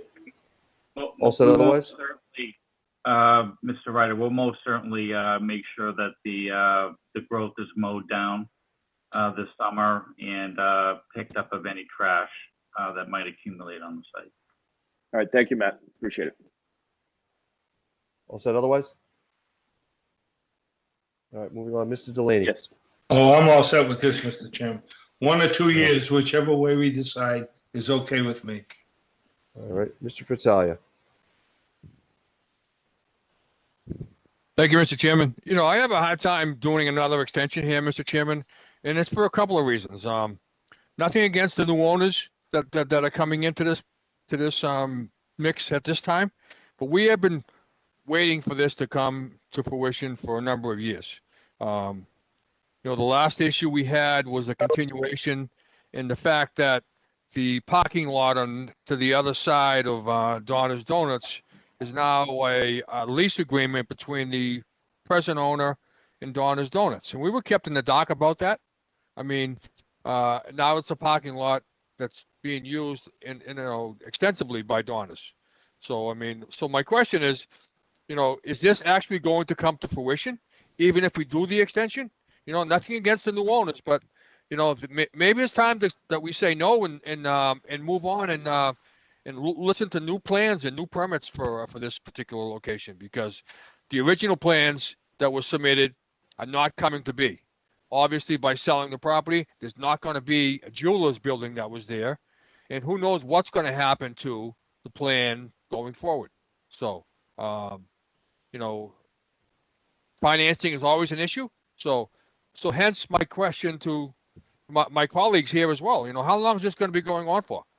The residents of Tewksbury, you know, are looking for results here. If that's going to happen, if not, then we move forward with the new plan. So, you know, so again, my reservations about extending it again. So, you know, unless you can give us some you know, verification that this plan is going to go forward, or there's going to be new plans, Mr. Hammer. Hence, I have questions, and I'm making that, you know, to my colleagues as well. So I would like to add, last year we've had a very difficult year with COVID, managing finances, trying to predict what the future was going to bring for everybody. And now that we're coming out of this, presumably from what we're experiencing, I expect, and with the housing market being favorable as well, I expect that this project will be moving forward. I believe you said that to us last time too, Mr. Hammer. Even though COVID was here, and I understand what COVID does to people, but you know, you look at it from our end as planning board members that answer to residents in the town of Tewksbury. So, but. I mean, we can just hope that the leaders will be able to continue forward and build this development as approved. It's a good development, and that's their intent. Mr. Chairman? Yes, Mr. Fowler. Let me ask Mr. Hammer a question. Mr. Fratalia opened up the box a little further here, and he must have got information at town meeting. I don't know. Seems to be No, not at all. That's the farthest from the point, Mr. Hammer. Mr. Fowler. Anyways, Mr. Hammer, do you have any idea what the use is going to be on this property? The mixed use that was approved. That's my understanding is what the use will be on this property. So the same plan that was approved? Correct. Okay, I'm all set. Thank you, Mr. Chairman. All right, The leaders, Joel and Jean Leader are on the phone, so I think they would like to say something to the board. Okay. This is Jean Leader speaking, Mr. Chairman and members of the Planning Board. Yes, Joel and I have been tossing around some additional ideas for this property, and we just need some additional time to come up with a really good potential change to it. Other than that, we would build the plans as the special permit has been provided to us, but we do need another extension just because COVID has really interfered with this tremendously. All right. Well, thank you. All right. So for my purposes, I understand Mr. Fratalia's concerns here, because I think, you know, when too many projects linger too long, people sort of forget what it was we okayed, and then it comes as a surprise when it goes forward. And, you know, so I can understand his concerns.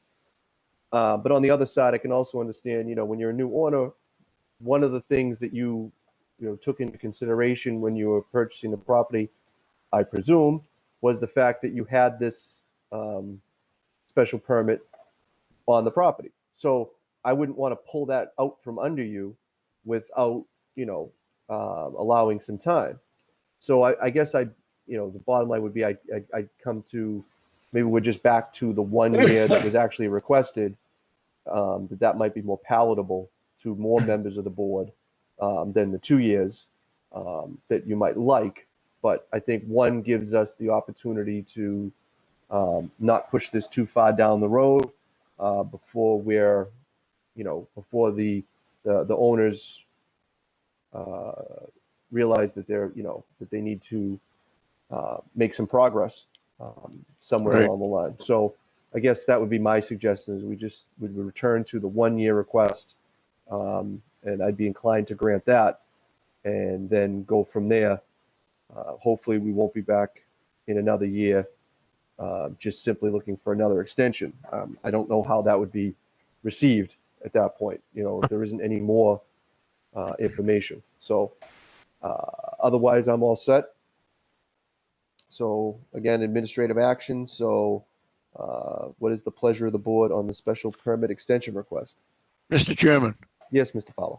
would Mr. Hammer like to, being the fact that I am going to agree with you on this now, even though I suggested the 2 years, but after this conversation has brought forth further information, especially with the young lady on the phone talking about time to get new plans. Well, that's different than what was presented.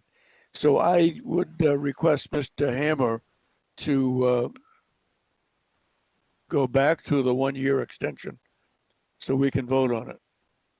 Yes, that's fine, Mr. Fowler. Thank you. All right, so to the special permit extension request, do we have a motion? So moved.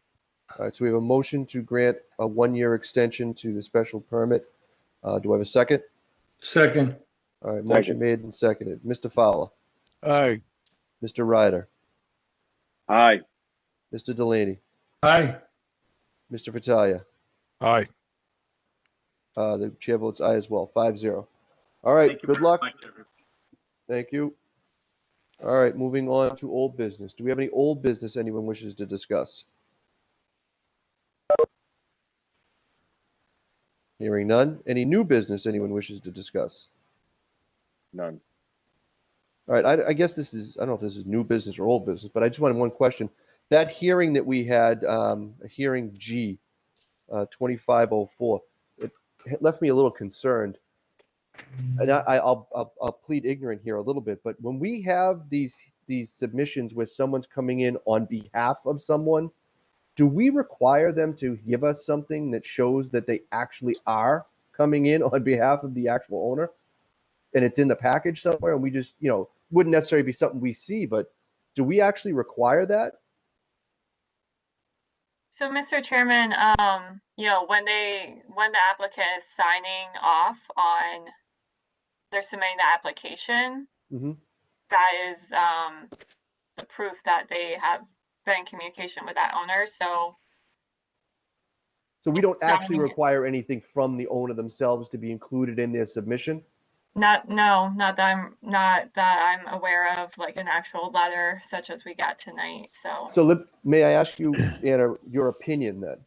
Do you think we should start asking for that be submitted? I mean, it shouldn't be overly onerous for the petitioner, if they are coming in on someone's behalf, to at least have, a signed letter that says, I, Mary Smith, give permission to ABC, Development Inc. to represent me, my property or something.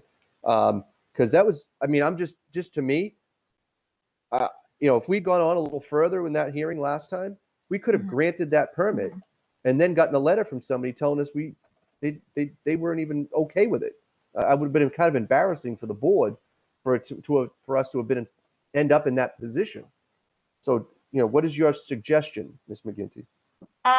So that could be without looking into it further, that could be a policy that the board has, that they would like to see a letter from the property owner stating that they agree to this application.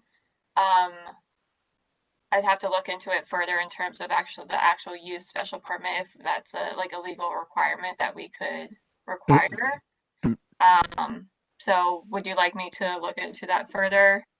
Unless anybody else on the board objects, I would. Yes, please. Yeah, Mr. Chairman, Yes. I think in some cases I've seen, not here, but a boilerplate form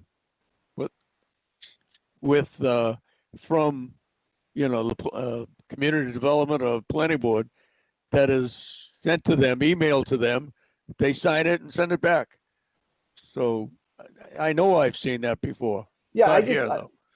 But I don't want to put this on. I don't want to put this on the staff either. Like, No. I'd rather just put a requirement out there and let the petitioners do the legwork. Yep. I mean, I'm just saying, even something as simple and as short as the letter we just received tonight in reverse.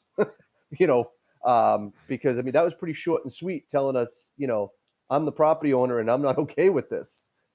Just turn it around the other way. I am the property owner and I am okay with this. I'd be fine with. So yes, Anna, if you wouldn't mind looking into it, I'd appreciate it. Yeah, I certainly will. And Jesus I'm just Christ. reviewing the application, Mr. Chairman. Mhm. And we do require the owner's signature on the application. And in this case, for 2504 Main Street, the owner's signature wasn't filled in for the application. And it can say, yeah, so I'll look into it further and report back to the next meeting, but it is on the actual application about the owner's signature. So. Okay. Well, then either we have that, or we're going to have to be sure that we don't let a application get onto the hearing list that didn't actually have a signature that was required on it, because I don't think that does any better for us. So one way or the other, we need some sort of confirmation that we've got all the parties on board with the fact that they're coming in and asking us for something. Mm-hmm. Okay. All right. Yes, I'll report All back. right. So, Mr. Chairman, I have a comment on this as well. I mean, just looking at one of the articles today was 2212 Main Street. So there's a Form B application that was submitted, and it says name of the applicant. It says March in Main Street Realty Trust. There's no really name on that. So now when you go to page 2 on this, it says Form B continued, signature of the applicant. You can't read the name. Signature of the owner. You can't read the name. So if we have something there that says maybe type in their owner's name, signature of the owner's name as well on both of them, at least we know that that written name is supposed to be the owner on file here that signs this. So, so we'll figure it out. But like I said, anybody hear what I'm saying here? So we'll let Ms. McGinty look into it, and then if you could just get back to us for like the next meeting, and then we can make a decision. All right. All right. Sounds good. Correspondence. Mr. Correspondence, Chairman. correct? Mr. Delaney. In a case like tonight, are we talking about somebody like Mr. Cuco coming in and handle these? He has to be signed off on something? Well, basically, I'm just talking about just if there's somebody who's coming in on behalf of an owner, then we just know that we have that owner having signed off on the fact that somebody's representing them at the hearing. A lot of these hearings, the owners are actually on the hearings with us, so we don't have to worry about it. We have them there. They may not say much, but they're usually on the call or in the room. But on these ones where we have someone who comes in and represents them and then we never see or hear from them, having that backup of knowing that they really did sign off on the person in front of us coming in and speaking on their behalf, I think would be, a pretty good CYA for us to have. Does that make sense? It does. Okay, excellent. So we didn't have any correspondence, correct? No correspondence, nothing that's come in. Okay, then with that, I'll take a motion for adjournment. So moved. All right, I have a motion made and seconded. Mr. Fowler. Aye. Mr. Delaney. Aye. Mr. Ryder. Aye. Mr. Fattalia. Aye. And the chair votes aye as well. Thank you, everyone. Thanks for all the help. Have a good night. Thank Very you. nice. Thanks.